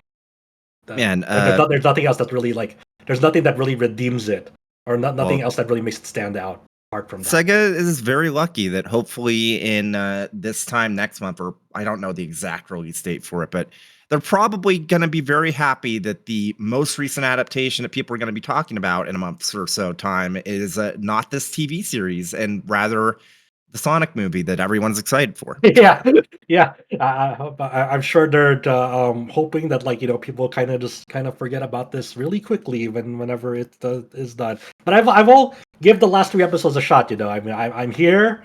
I got this far. I'm interested enough to see like how this train wreck resolves itself. Look, if you watch free episodes and it's no good, you're supposed to drop it. Isn't it the free episode rule from anime? Does it apply here? It's even worse, child, because each episode is like over 40 minutes long. Okay, then you basically stayed for 6 episodes and it still doesn't get good. Yeah, so I'm here, like me and another friend who's played all the Yakuza games religiously. Like I think it's like me and 2 other friends. Yeah, we're in here for the long haul. I don't know if the newcomer friend is gonna stick around if he's gonna give the last 3 episodes a shot. God bless if he does. And another friend of mine who cosplayed all of them just like couldn't stand it by the end of the second episode. I was like, I can't fucking do this. I can't fucking do this. I was gonna pay my friend to watch it yesterday, so I could and he's a Yakuza expert, but luckily he fell asleep, so I didn't get to watch it. So maybe we dodged a bullet. You guys, I think you guys dodged a bullet. It's I can't recommend it to anyone. There's no way unless you enjoy just like watching hours and hours of like really bad film like media with friends, no matter what. I guess that's the only recommendation, the only circumstance I can like recommend this. But it's not even like fun bad. It's just like kind of like poorly made bad. And it's a shame because like I don't even have like an issue with like how like the actors they chose. I think the actors they chose are like for the most part pretty talented. I just think they got a rough hand dealt to them. Except the Saijima actor, like that. I think that was just like I don't blame the actor. I just blame the one who casted the casting director for that. I'm like, you just kind of that is a big misfire.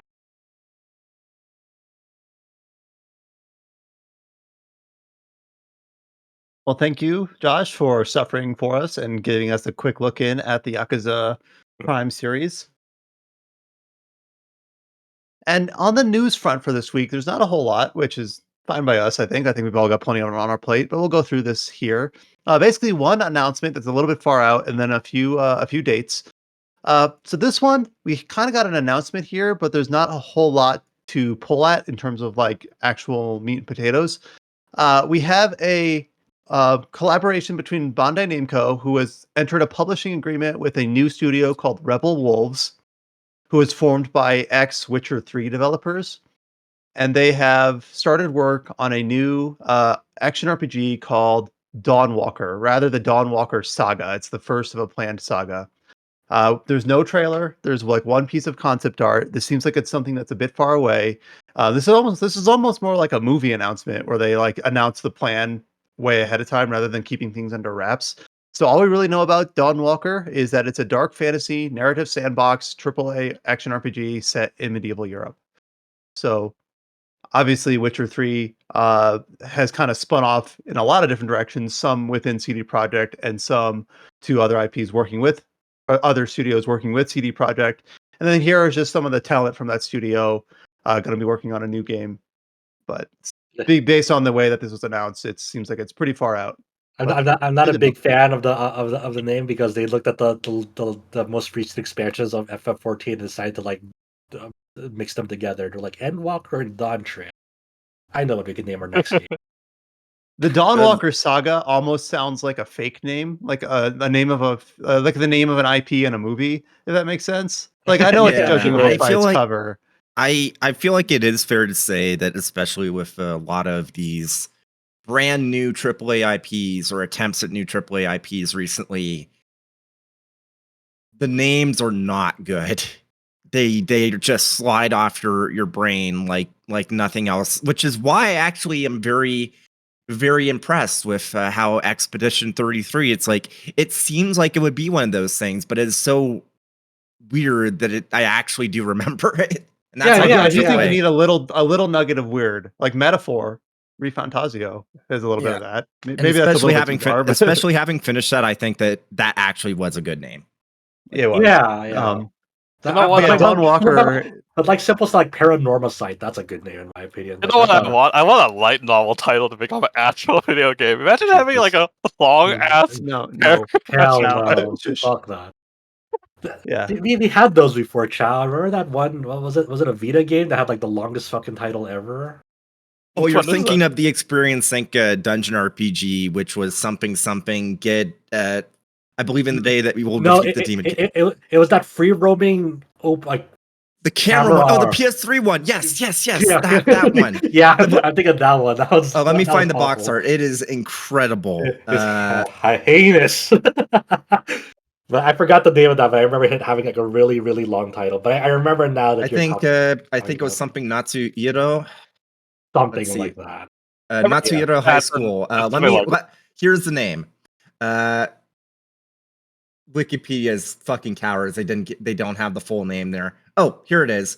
Natsuhiro I'm not gonna actually read that. I'm sorry. I want to see it now. Now I had to see let me it. find the box art. I'm. It's But here we anyway, go. yeah, Here we go. we've had these long names, Chow. Look, I'd rather take that than these uninspired title names. Dawn Trail, not Dawn Trail. Dawnwalker. What's next? There we go, Josh. Here's oh yeah, there we go. That's the I forgot this came out on PS3 also. It's like PS3 and PSP or Vita. Natsuhiro High School. It wasn't on Vita. It was PS3 and PS4. Oh, okay. I thought it was on handheld for some reason too. Colorful high It school. feels like it would be a Vita game. It has the soul of a Vita game. Jesus Christ, what is those text at the bottom? It's bad. It's bad. Now let me find the Monu box art and let's see which of these is longer. So yeah, that's maybe they're right, but they're just shorter names in general. But yes, I do agree in general that like I kind of wish they had like more interesting words to play with instead of like Endwalker, Dawn Trail, Dawnwalker, and then I don't know. What's next? It's like Heaven The only Blood. thing that's worse is when it's a colon followed by two words, one of which is war, like a mobile game. Oh yeah, Like yeah. Siege, Fire War, Clash, Dragon War, or whatever. Kingdom Come Deliverance is a weird name. It is, yeah. Kingdom Come Deliverance. Like you need a little bit of weirdness too. Yeah. But anyways, Dawnwalker. Sorry, Dawn. Is that it?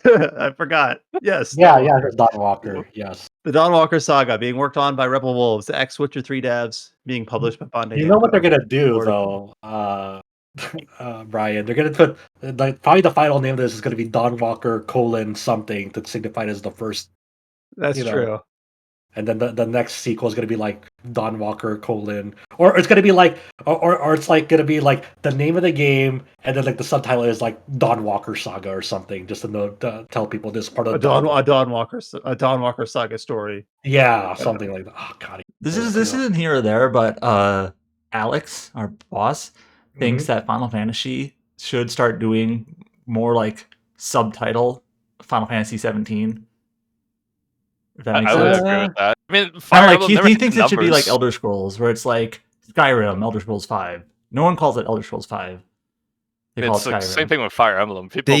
Honestly, I don't even disagree with them because like Monster Hunter did the same thing with World, and it's like, yeah, no, this is Monster Hunter 5, and Wilds is Monster Hunter 6, but it's like they don't show the number because they realized even if it doesn't matter to the game, there's like a certain number of people that they'll see that number and get afraid. Yeah, like that. To play 16 games to play the next Final Fantasy? No. Yeah, at the end of the day, like I don't really care what the name that they give for the games as long as the game is good and fun. It's just in this specific news story, we don't have anything else to go off of. I was reading the press release. I even went to their website to see, like, all right, can I do my, be charitable, do as much as I can for this game? But there's just nothing there. Like here, this is one of their bullets on their website. We believe games must be fun. We aim to create meaty, dynamic gameplay systems, which will bring a breath of fresh air to RPGs. Oh, I love meaty, dynamic gameplay systems. I was missing those. I was. Thank God, so it's gonna make a fun game. We never talk about it's those. It's just like a bunch of buzzplate, like boiler. Buzzwords. You know, like you got to start somewhere. It's the typical corporation of like, hey, our company must have a mission statement. The mission statement always usually rings hollow, but it's something you have to say about it because every company needs to have a mission statement. Mm-hmm.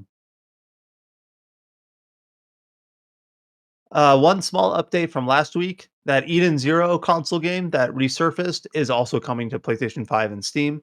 Kind of something that was like all but confirmed, but now it's been confirmed. Chow's gonna review this? Yeah, I think we agreed on that last time. Yeah. We'll go into some updates, some release dates or update dates. Gundam Breaker 4 got its first DLC pack on October 24th, and alongside they got like a sort of roadmap that shows basically every week through late October and into November. Gundam Breaker 4 is getting a different little update piece of content. So those that are still keeping updated on that game have the developers supporting it pretty well. Yeah, I guess that this caught everyone by surprise because the season pass, like pretty much the season pass, all the season pass contents is gonna be done by mid-November. So starting this week, every week from now on, for the next 3 weeks, we'll just have add a new piece of that season pass content.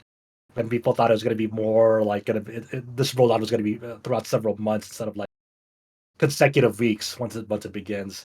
So I think that just caught people by surprise. But it's just like it's just one of those. It's like, well, I kind of appreciate just get it done with. Like no need to like artificially like pad it out. If it's done, roll it out, get it done. So I mean that's cool. I mean, it's kind of interesting that but along with the first piece of DLC rollout for Gundam Breaker 4, they also patched the game to include like a lot of like interesting quality of life updates. It's very minute in the grand scheme of things, so it's not like worth like detailing it, but just like better ways to like categorize like how you want to like sort out like all these thousands of parts that you have. There's like better filtering options and just like really like small adjustments to like when you're putting like custom accessory parts on your gunpla. When you fire them, they now display properly when they're fired. When like previously they would like default go back into like the default quote unquote default position momentarily when you fire them, so it always looked off when you fired them. But now it's like they corrected it, so it'll just always fire from where you positioned it on your um gunpla. So it's like one of those things like I didn't think they would like fix that. I guess I felt like it's one of those things like, oh, they just left it and it is what it is. But it's like it's kind of nice to see that like they cared enough to do that.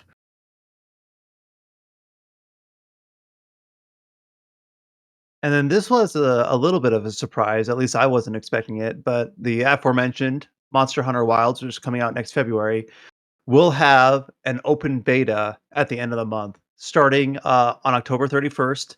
If you're a PlayStation Plus subscriber, you can get a little bit of early access. I believe the 28th. You'll be able to try out Monster Hunter Wilds for free, and it's going to have 3 different components. It'll have access to the character creator, and any character that you create can be transferred to the full release in February.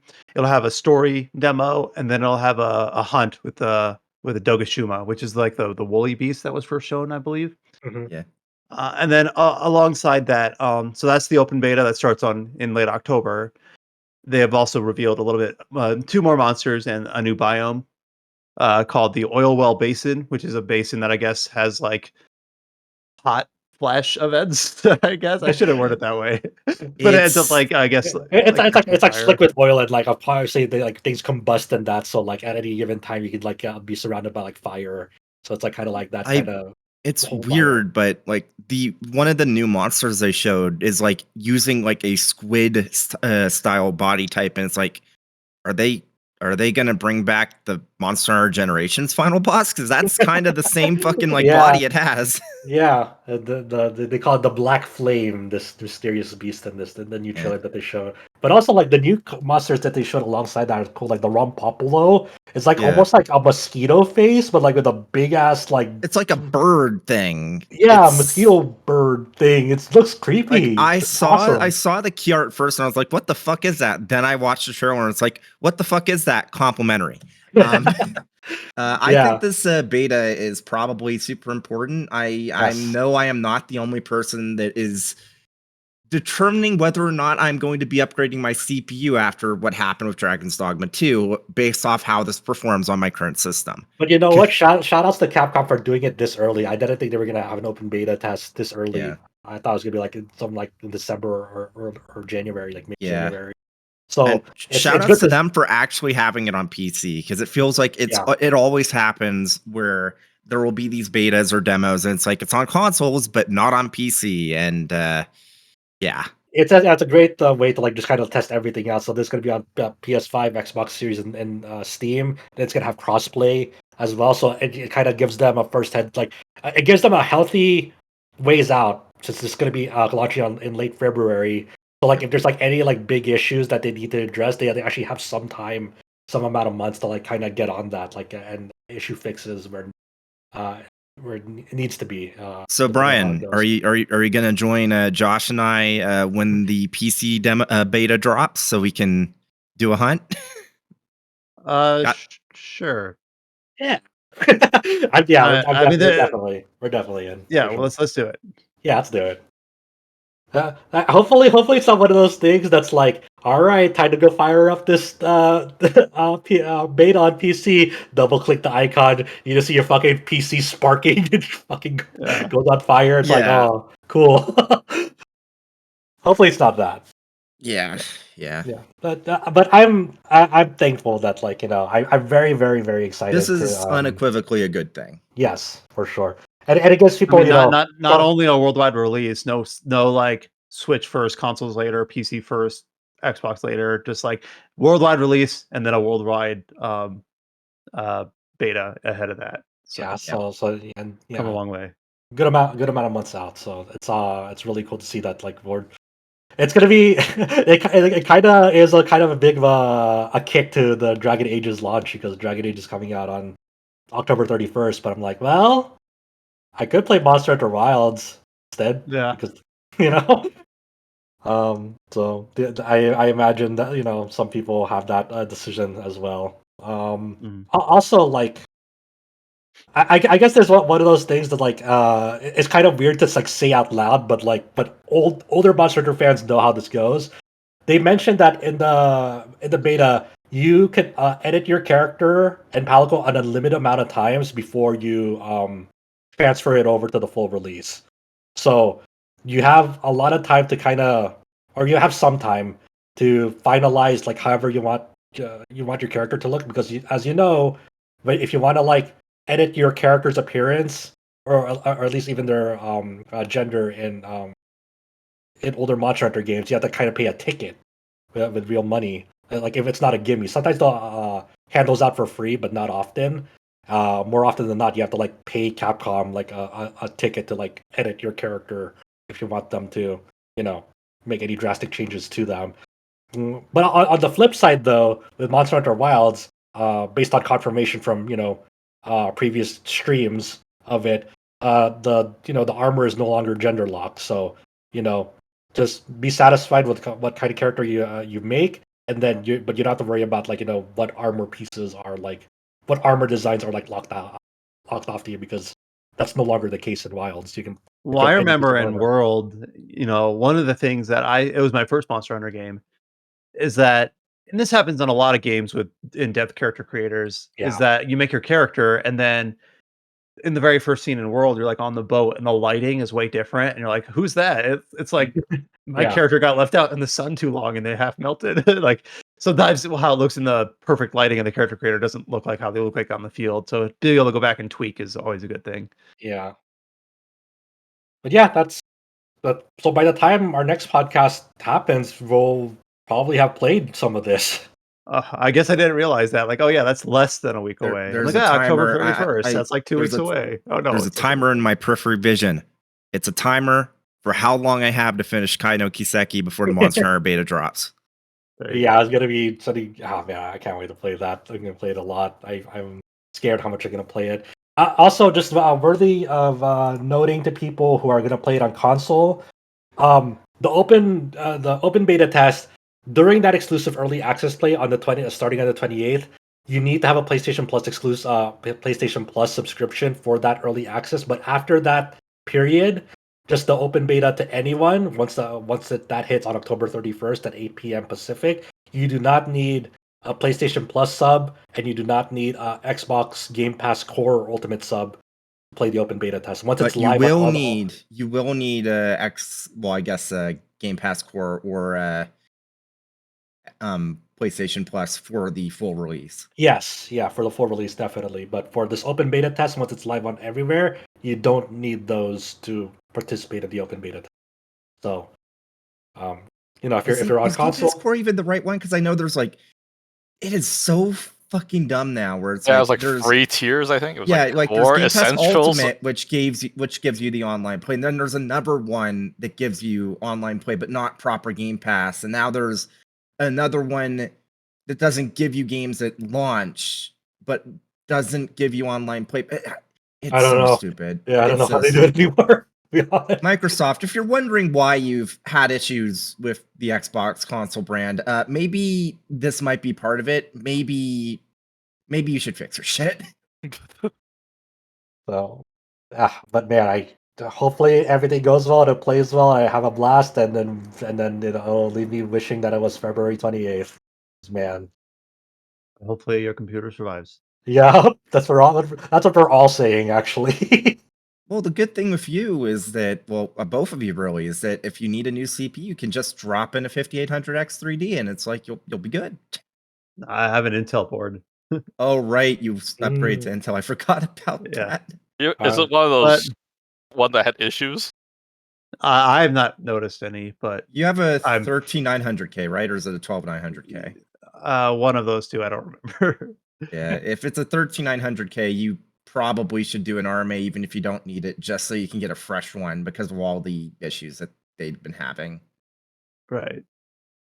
I hear Intel's have been having a tough week with all the benchmarks it's been having with its new. Yeah, the new line. Intel chip, while it draws less power, on average, it is less performant than their previous flagship. So, yeah, it's weird to think. Like a decade ago, if you had said, "Oh yeah, AMD is like uncontestedly the best CPUs for pretty much any task," people would say, one, you're a fanboy. Two, you don't live in reality in any sense of the word. And yet now it's just like true. Like Yeah, not it's even yeah. I'm very excited to see what the benchmarks will be like for the Monster Hunter Wilds Open beta test, because I assume a lot of places and outlets are definitely gonna put it through its paces as well and see. Can't wait for the tech power up benchmarks for both GPUs and CPUs. It's going to be really hard to do that for an open beta test because of the fact that it's like open world and multiplayer. And I guess if you can do it like completely single player, that's one thing. But because it does have the story mode. So like if you can boot it up offline and just do like the story mode, or just do the hunt offline. I wonder if you could access the open beta test offline like once. Probably not, because they're going to have to check to see if it's ongoing. Yeah. We'll see. A couple other release dates and update dates before we close out. Metal Slug Tactics, it resurfaced this year after originally supposed to release in like 2022 and then 2023. It showed back up in the summer during the summer game like fest and related activities and said it was going to release this fall. We have a date now. Metal Slug Tactics will release on November 5th. Yep, and they also confirmed that the Akari Warriors are joining. That's with Ralph, Clark, and Leona as playable characters as well. It was awesome to see more beloved SNK characters joining the fray here. That's cool. I think one of the big things working against Metal Slug Tactics is I think a lot of people still think that it's like a normal progression type of game, not a roguelike progression type of game. Yeah. So I think that's gonna catch some people by surprise.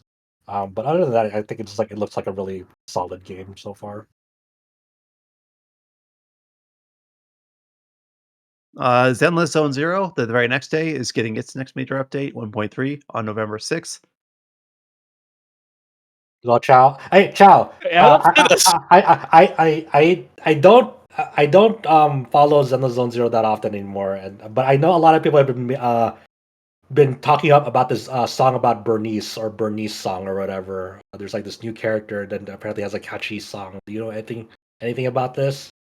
I do not know anything about this game at all because I don't follow it at all after. All I know is they're just memes because apparently who's the better rat? It's like the Grand Blue rat or is it the Zenless Zone Zero rat? That's all the memes I saw. But I did not follow this thing at all. I guess that's relevant because Vikala joined the Grand Blue fighting game this week also. Yeah. Did you see that? Yeah, I used her. She's fun to play, but very confusing to use though. She gets like random items, so it's like very hard to use. Oh, she fouls from Guilty Gear. In a way, but you had to like lace a cannon before you could throw the cannon, and sometimes you could end up like getting a healing item by accident and throw a healing item at the enemy. Okay, that's really good. All I know that's been circling around is her grab animation. It's like yeah. Well, it's funny because it's different with different characters. So for people on this podcast who don't know, like her grab animation, the fighting game is like she grabs the person and she takes a selfie with them with like a Polaroid. So there's like a Polaroid snapshot with that character, and that character does a different pose for that camera. So every character in the cast does a different pose. But if she takes a snapshot with herself, like a mirror match, that other character, the character, the Vikala who grabs them, does like that half heart pose. And usually when you do the half heart, you want the other person to complete that heart on the other one. But when it's a mirror match against herself, she'll do the thumbs up instead of completing the heart, which is like a direct reference to the old photo that Justin Wong did many years ago when with a Chun-Li cosplayer. The Chun-Li cosplayer. It's a legendary screenshot of him doing the half heart and the Chun-Li cosplayer doing a thumbs up instead of completing the heart. It's such a demonic reference. So funny. Yeah, I was playing with my buddy with it, and we're trying to like purposely try to kill each other with the throw until you got Justin Wong. Oh man, that's funny. But That is such a brilliant whoever thought up of that in development. Man, is I was bracing myself for a 20-minute talk about this Zenless Zone Zero update. I didn't expect it to swerve into fighting games. Look, we don't play Zenless Zone Zero, but they say it's an entry to fighting games. Who knows? I don't know. I don't think so. To have someone stay up to date on all the Hoyoverse games would be like a full-time job in my.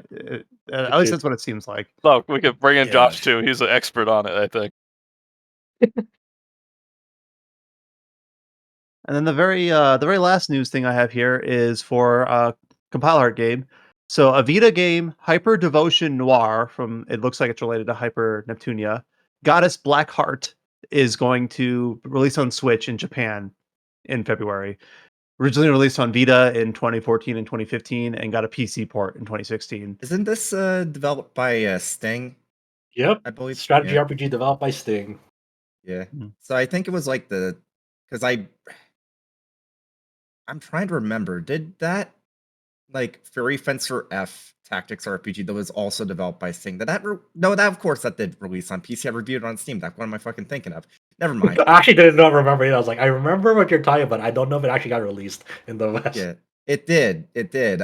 Probably bombed about as much as it did in Japan because I have a fun fact. I'm the only person I know that's even ever played it. So. I was like, what is Sting up to? But I was like, oh yeah, they did that Toho RPG thing as well. Yeah. So we're never gonna see Knights in the Nightmare on PC. Is that what you're saying? They released that Riviera. I mean, Riviera and Igor Union. yeah. So you never know. I have a fun fact. Uh-huh. By the way, James, did you ever talk about that bar game? Hold on. Adam was saying something. Zach reviewed Hyperdevotion Noire when it released originally. Got an 8 out of 10. That's the same score as Romancing Saga 2, Revenge of the Seven, so they are equivalent. Just as good games. as Romancing Saga 2, Revenge of the Seven. There are 5 that they were a compile art game gets They should put that at the back of the box. I mean, honestly, a Sting tactical RPG is probably going to be at worst a 6. So I can get that. But I guess for this tangent, since Chow asked, I have been playing Barstow Abyss on and off. I'm probably going to get back to it after I finish up Kai no Kiseki. Maybe I'll do something import for it since it's never going to get localized. Peace outright told me it's not happening. Maybe. Yeah, the reason why I ask you is when I think of poor sales number, I think of that game because I never even get to see it in the charts or anybody mentioned anything about it. I never saw it ever again after the part Switch version was either 29 or 30 first week, and it sold 2,000 copies. The PS4 or PS5 versions never even charted, and you never saw it again. So I kind of is it because it's a poor game, or it's because I just don't know why it did. No, so the game's poorly. good. It's actually good. It's just I don't know what it was because the aesthetics are good, the gameplay is interesting, it has an incredible soundtrack. And that's the just thing really weird that it did the so thing that's really poorly. depressing is you can tell that NIS had high hopes for it because the main character of it, Samurai, is a DLC character for the upcoming Phantom Brave and is also in the new Cladden game. So it's it's clear they expected it to become a new IP, and then it just That's crazy. it sucks because it's actually good. It's a shame. It's a real shame. Yeah, so that's Barstella Abyss. That it released in Japan, but apparently news confirmed to James that it's never going to get localized. Yeah, So, it's not getting localized. Yeah, so it'd have to be another company, at least somehow. Yeah. Not Nisa. And I'm So, pretty yeah, sure even then they wouldn't do it because like NISJ would have to do the localization program. It's clear that they just you just want to move on. Yeah.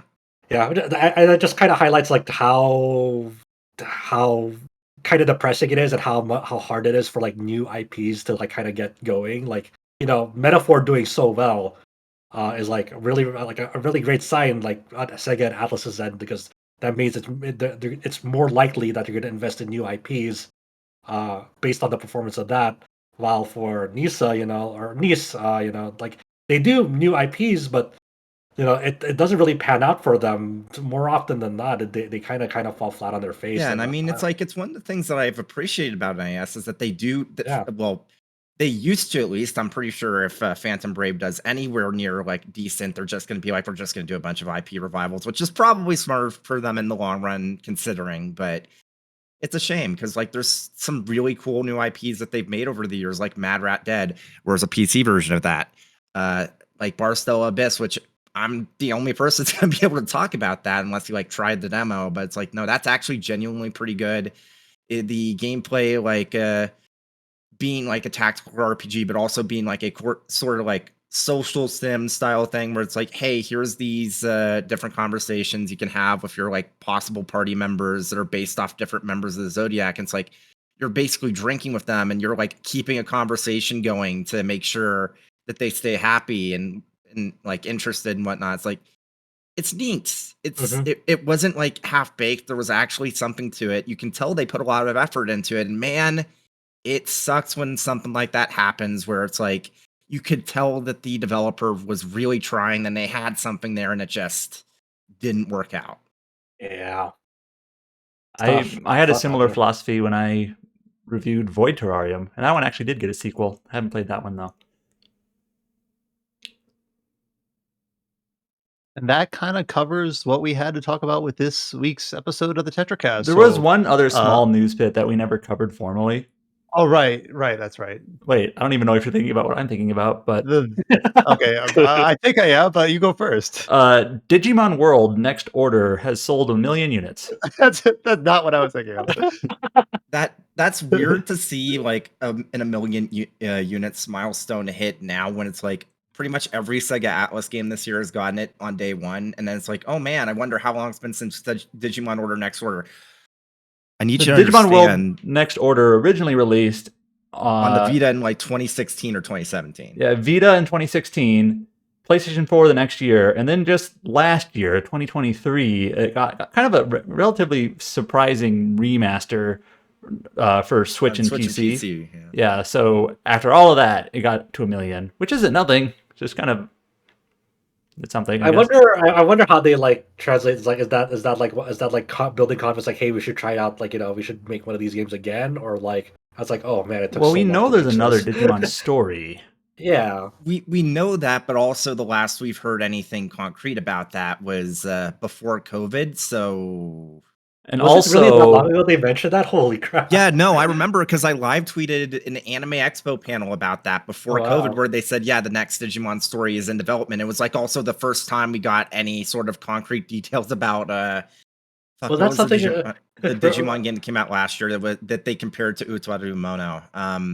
Was that the game where they like yeah. Was that the game they even outlined like the general premise of, like it's like about the divine generals or whatever? Something like that. It's been so long that I can only assume that it got rebooted because it is worth mentioning that in Bandai Namco's financials, they have talked about closing projects, like cutting stuff, canceling stuff, basically similar to Square Enix. So like I have to imagine Digimon's not dead, but there are some games that were in development that are no longer in development. They basically said that explicitly. So like Elden Ring 2. Actually, yeah. Sorry, guys. Don't worry, they've got a Dawnwalker. Yeah, coming That's up. right. I feel like Bandai Namco, like it seems like besides like those major bombs, like what was it, like Blue Protocol or something? Mm-hmm. It seems like they're doing fine, and like they're probably going to have one of the best selling games this year with like Dragon Ball. like probably like only second only to like either like. It's like kind of a mixed bag because like obviously Dragon Ball will like it feels like it's almost difficult for Dragon Ball games to fail because like their install base is very loyal to that, and it's even better if a good Dragon Ball game comes out. Look, Dragon Ball is such a strong IP. You can shit out gold and people will pay for it. Yeah, but like but there'll be stuff like Jujutsu Kaisen, that fighting game from them, and it's like, dude, what are you doing? Yeah, and it's like, and some of those like anime IPs are like doing well. Like I don't really care about like Sword Art Online, but apparently the most recent games and that have been pretty decent. Like I've heard good things about like Fractured Daydream. I'm never gonna play it, but it sounds like it's like I remember I believe Alicization Licorice that did fine for them. Like it was actually pretty good, but then Last Recollection sucked. I don't think that did as well as they wanted it to. And I actually don't know. Like I know Fractured Daydream like had a healthy install base, but I don't know if it's petered out or not, and I don't know exactly like if they consider that a success, because it's a weird game because you need to have a consistently healthy playing community for that game to work, because it's all about basically like an MMO raids. almost. Yeah, it's like almost MMO raids. So like if the player base for that dries up, then So that's kind of a weird release outside of that, because like the previous SAO games were like you can at least play them like single player and just be fine. While Fractured Daydream, you do have a single player campaign, but a lot of the meat on it is that multiplayer experience. Yeah. So yeah, it's gonna be interesting to see how that one does on their financials.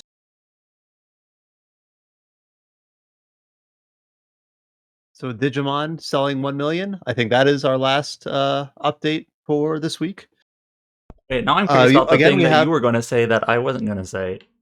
Yeah, we could talk about if comments. If we want to talk about that, but Eh. Josh, you want to talk about that? Okay, sure. Okay, I mean we're here. We might as well do it. So earlier this week, there was a 4Gamer interview with Toshihiro Kondo, the one CEO of Nihon Falcom, and it was specifically about that. I think it was called like Ella AI or something, a demonstration. Yeah, a few weeks ago, I mentioned how I like took a look at what the hell was going on with that at Tokyo Game Show, and I said it was kind of like in isolation. It didn't tell me anything, but I was a bit concerned about the possibility that the specific like training data for that specific thing might have actually been like Trails Through the Database, which is the like fan hosted database of like all the Trails scripts and the localizations and whatnot. So it was a pretty like in-depth interview, like because like the 4Gamer interview talked about like what did Kondo think about the results of that kind of AI test run for translations and so forth, like translating like the AI translating like the original script into other different languages, and Kondo's like outlook on like AI in general, specifically in the like localizing the scripts for better turnaround times to release it like in Western territories. And Kondo's response to this was he believes that AI would be beneficial in like a first pass translation premise where the AI translates the Japanese text, the source material, and then that first pass can be given to localizers to further fine tune. So he believes in his perspective, in his eyes, that like AI would be beneficial to hasten localization turnover times by letting the AI like handle kind of the first pass of it. And it's kind of a weird, interesting perspective, because anyone in that space can tell you that more that does often not than work not, out that way. Yeah, more often than not, it would be more work because they have to spend more time correcting it. Yeah, they would have to correct the first pass. Because at a certain point, like if the AI, especially for something like Trails, which one thing we need to be clear about here is that even if in a vacuum there are moments where maybe this would work out, like if you're trying to translate like a platformer, still fucking pay people, but it wouldn't be a total fucking disaster. Trails is unironically, not exaggerating, the worst possible situation for this. There is no other series, no other game franchise where this would go worse, because of what Trails is. Yeah, Trails is very, very narrative driven, very story driven. A lot of heavy, Callbacks, yes, references, and also one thing as an anecdote, I've been played through Kaino Kiseki. Sometimes these callbacks, the only way you know is there's like a flash of a like sepia like screenshot of a previous game or a character, and the text itself doesn't say anything. And that's and it's like the text itself in isolation is like alluding to something, but you don't know exactly what they're alluding to. And sometimes the only way you know is because of like an image. Or even in some cases, it's like it's the context surrounding it, where it's like they'll italicize using furigana the exact like term they're using, and because of the fact that they're focusing in on that, it's just supposed to let you know, oh, they're alluding to something. If you read between the lines, you can kind of tell, but it's not being direct. That's stuff that AI is not going to be able to catch. Yeah, so I mean, it's like there's been ongoing talk about this that like in a lot of various different circumstances and circles. Like some people are for like AI translation, some obviously aren't for it. And like, what are the benefits? What like and then there's a lot of like talk about like some people feel like sometimes localizations go too far in how liberate they are in comparison to the source material, the source Japanese text, and so forth. But but having an AI do a first pass and then having someone else editing it, you're still at the whims of the editor in that respect. So it's not exactly quote unquote maybe rectifying the core issue to some community's eyes of like, oh, maybe they're being too taking too many liberate interpretations. One of the problems of the source text. And one of the reasons why there's even any of this conversation at all, when I'm just going to be honest, there shouldn't be. The reason why there's even this conversation in the first place is because ChatGPT and other like modern like AI translators, the text that you get out from something will sound readable. That doesn't mean it's accurate to the original text, but rather these translators have been trained on the idea to give you something that sounds like it might be correct, not necessarily that will be correct. So like, a lot of these people will see these outputs and they'll think, oh, AI translations have come a long way. But the fact of the matter is that the whole reason why you're even advocating for this is, oh, translators are taking too much liberties. That's what the AI is doing. Yeah. And this kind of comes full circle into like what Adam and I were talking about with the original localization of the original Romantic Saga 2 game, where it's not done by AI, obviously. But like it was very stiff and kind of felt robotic, so it was hard to discern what the game was trying to tell you because it was so quote unquote very strictly faithful to maybe what the original script was trying to tell you. Like it was very it was to the point where like it was hard to discern what they were trying to tell you because it felt so robotic and stiff about it. And that's not like the fault of like anyone in general, right? It's like you're given a script and you kind of do what you need to do with it, and sometimes it's up to the approvals of the people that you're working with, where you think it would sound better one way, but maybe the license holder that you're working with is like, no, please keep it like this, and you're like, well, it feels unclear, but this is what they're asking, and I have no power over it, so that's what I have to keep it. And one thing that's understated when it comes to translation, especially in the video game market, because people need to understand that translating from Japanese to English or vice versa is like one of the hardest forms of translation you can do. Like translation as a process is always going to be lossy. You're always going to lose something, which is why the term localization even exists, because in many cases, you cannot do a one-to-one translation. So it's more important to preserve the idea and the feeling of what the text is saying in the original language, even if it's not one-to-one with the exact what it's saying in Japanese. That's the whole reason localization as a term even exists. It's also very difficult to kind of do this like on a very one-to-one line by line comparison, because like Japanese is a very context-driven language. So if you don't have like exactly like the entire scene to do these comparisons, like the before and after of the whole segment, then like doing it line by line feels meaningless, because that's not and you see it all the time where works. You see it all the time with even like quote unquote good AI translators. Like lines taken out of context completely messes up the pronouns for characters. Yes. Because I just can't know, because you need the context Maybe of the full... because also because the Japanese language doesn't really have like pronouns in the way that the English does.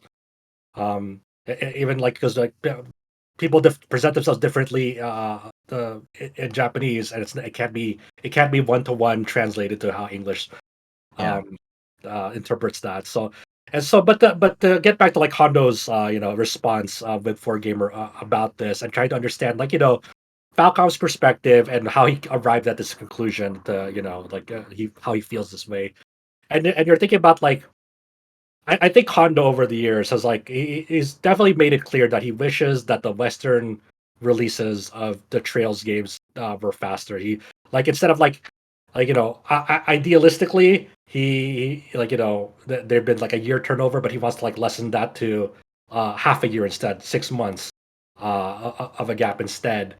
And he believes that AI will help get to that point of like where the original Japanese release and the Western release are only 6 months apart, and he believes that AI will help towards this goal. And it's one of these things that's like it's kind in a of vacuum. You can understand why he would think that's a good idea.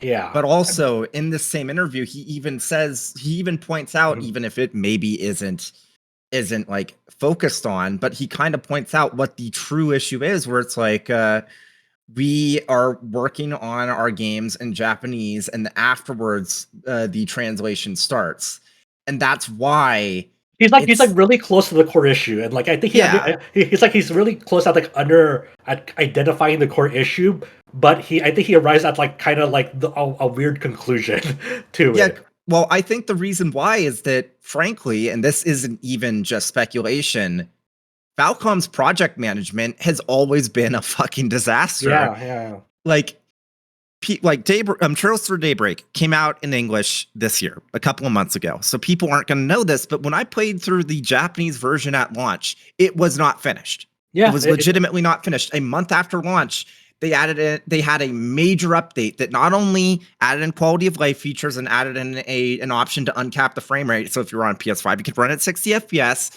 but there were like Van's S-Craft animation was completely redone. Yeah. Multiple cutscenes were completely redone. There was a whole section with Shizuna in the final chapter that just did not exist before that patch. Yeah. They also forgot Kevin in one of the they legitimately forgot Kevin in one of the shots, because he was in another one, so it wasn't even that they were ignoring him, they just forgot to put him in there, even though they knew that he should be there. So it's like, it's one of those things where like Falcom, at this point, they're literally the only company that still has this issue. NIS is gearing up to do Phantom Brave worldwide. Aqua Plus did Monochrome Mobius worldwide. Gust does their Atelier games worldwide. It's Falcom. It's literally only Falcom that's the last one that does this. Yeah, so Kondo mentions in the interview also that it's like he believes it's tough for Trails to have simultaneous releases worldwide because of the size of the script. That's fair. The size of the script is like usually larger than most RPGs. But it's also one of those weird things that like you see very lengthy RPGs like Metaphor with Atlas and SaGa working together to get that out simultaneously worldwide. So it's like one of those. It's like it's not impossible, but Falcom would really need to start thinking about like restructuring. To put it in the way they do this, because like other companies had to do this over time. It didn't take them overnight to get to the simultaneous worldwide releases. Like with Capcom, for example, with Monster Hunter. And obviously with Atlas RPGs, like something like Atlas RPGs back then was like unthinkable to think that the Atlas RPGs would ever get worldwide releases. We were pretty much predisposed to thinking that like it would release in Japan first, and it would never come out in the West at the same date and time. Like, it was just like it was something that was like it was impossible in our minds. But throughout several years, after the Index bankruptcy and Atlas coming to SaGa, it took like maybe 2 to 3 years of restructuring behind the scenes. And that's like minimum to start forming processes so the localization can get involved with the development of the game earlier in the process. So schedules would have to realign. So it's one of those things that like hopefully Falcom can find a way to like do this somehow. Yeah, Because, but the thing I think it's tough. I think it's not going to happen unless, for lack of a better term, an adult enters the room. Because I do not trust with the way that Falcom's management has been through, not just recently, but to be clear, their entire existence, that this is going to happen unless somebody forces them to. And unfortunately, I don't think NIS America is big enough to force them to do this. It's going to have to. That's the thing. Yeah. I don't know exactly what sort of like external force or what needs to happen behind the scenes, or what sort of like negotiations Falcom would need to have with, say, NISA, for example, to like enter into a partnership like this. But ideally, if there was a way for them to do it, I would think if Trolls in the Sky the First does very well. If it does very well, which to be clear, they've said that's going to be a worldwide release because it's using the Xseed script. It's based off the Xseed script. If that does really well, and they can kind of buffer their releases internally to be like, we'll be finished like 6 months before we would normally be finished, and we'll hand the script off earlier, then maybe they can start pushing towards it's like, okay, if we don't have to have these releases like domestically out immediately because we have the remakes of the Trolls in the Sky trilogy to buffer us for a bit, and then maybe the Crossbell games afterwards, because that seems like something they could do because most of the assets are already up to snuff for that, then maybe that would be a path forward for them to slowly kind of wean themselves off the necessity to always release a brand new game every single year or they will die. And maybe that's a way that they can kind of like transition to having a much better workflow for day and date worldwide releases. But the fact that they're saying, "Oh, we want to do AI translation like this," tells me that they're not even considering that, and we're in hell.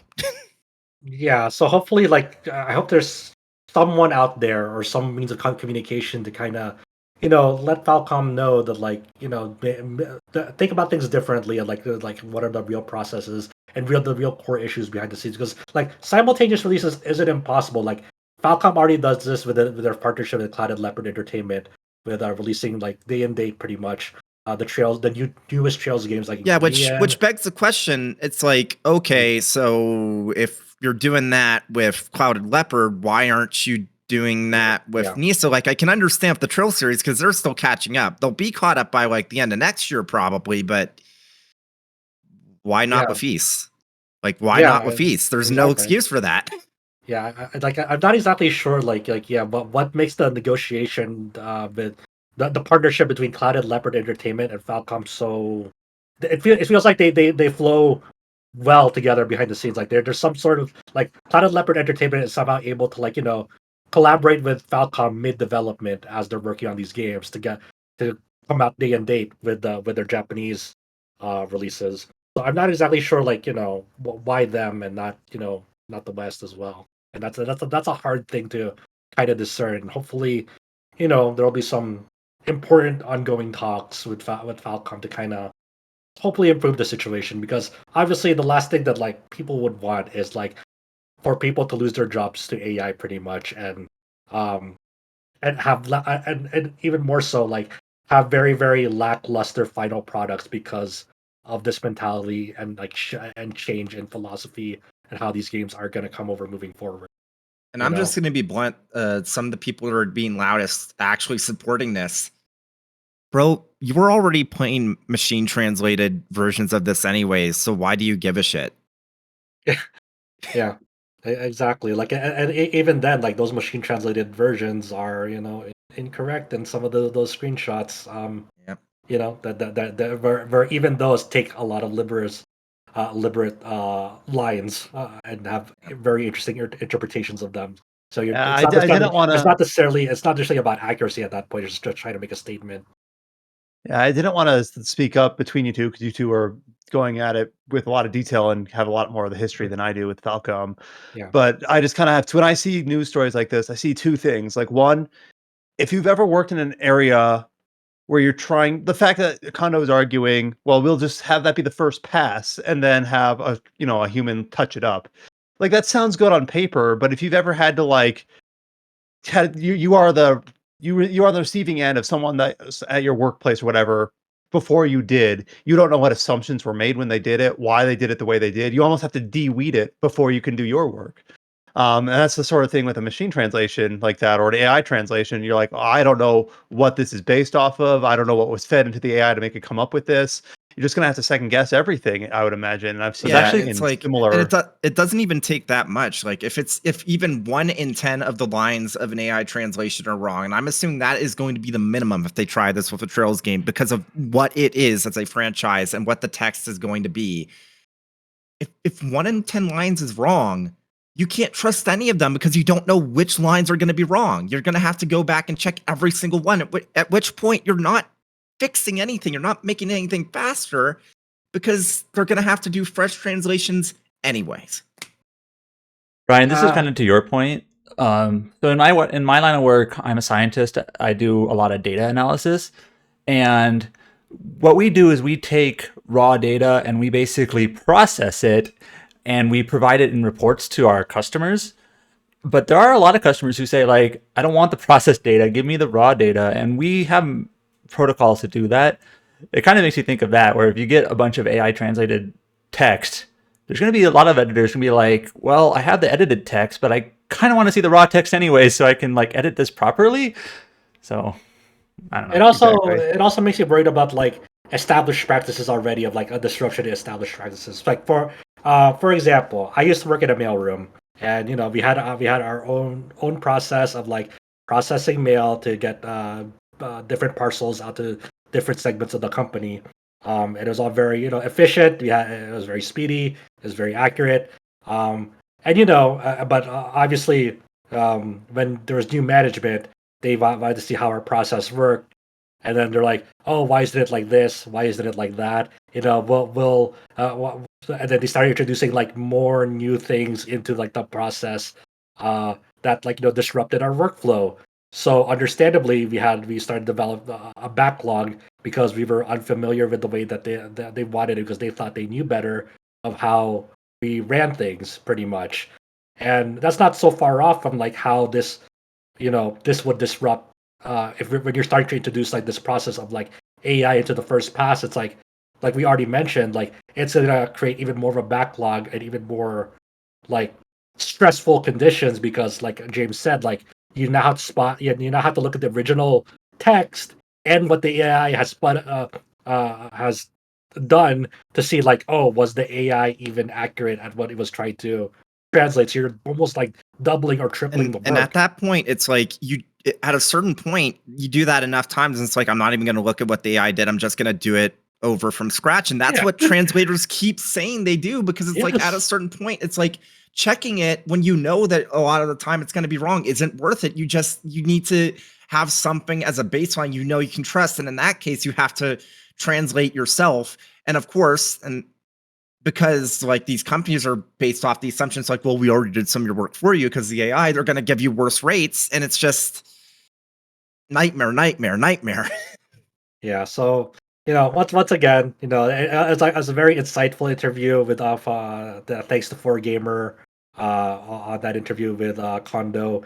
And it was a good insight on like what he's currently thinking about, and hopefully some people reach out to him through whatever means, and is able to at least try to convey to like Falcom's higher ups, or maybe some people at Falcom, that like let's think about this in like more of a from a different angle to try and illustrate our point. Why this would be disruptive potentially. To borrow the words of a man much smarter than me, when you're holding a hammer, everything starts to look like a nail. Like, are hammers useful? They sure as hell are, but not everything's a nail.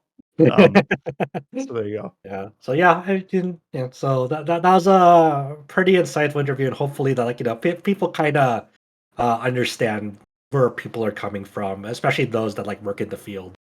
I will always don't even take our word for it. Take it for the people who are working already in that industry, and why it wouldn't be beneficial for them, because like, what do we know? We don't exactly work firsthand in industry, but we know a lot of people who do, and they know much better than us. They have much way more expertise. I will also mention, it may be you forgot because it's been a couple years. I did contribute to a fan translation project, so. Yeah, for sure. Yeah, you also know as well, like the struggles with that. But also, there's like definitely we know a lot of people like who work in that field professionally, and know like the processes behind the scenes like that, but they have to officially communicate with the companies and the rights holders on that end. And I think for the third time, I mean, I'm very glad we went to that tangent because it's a very enlightening discussion. If you've got any of your own thoughts on AI and translation, go ahead and leave them in the comments. You can find RPG Site on all the social media networks: Facebook, Instagram, Twitter, X, whatever it's called now. Blue Sky, I think we're trying to set up there. Look for RPG/site or space site, and you should be able to find us. If you've listened to this podcast, leave a comment on the post on the website or on whatever your podcast service of choice is. Leave us a rating. We like to see those. Read the review for Romancing Saga 2, Revenge of the Seven, and Card-en-Ciel up on the site, rpgsite.net. Join our Discord. Hit the link at the top of our homepage or go to discord.gg/rpgsite. And we'll be back next week with another episode of the Tetracast. I guess we'll be talking about Veilguard, but also potentially Monster Hunter. So that might be a pretty exciting one next week. Veilguard, Monster Hunter, and hopefully very well, if we want to, very, very vague thoughts when I've finished Kai no Kiseki. Hopefully, I hope to God I'm done. God, that game's long. And the Yakuza series if we finish that up. Let's go. There we go. Look forward to it. All right. Until you hear from us next time, stay safe. Take care. We'll talk to y'all later.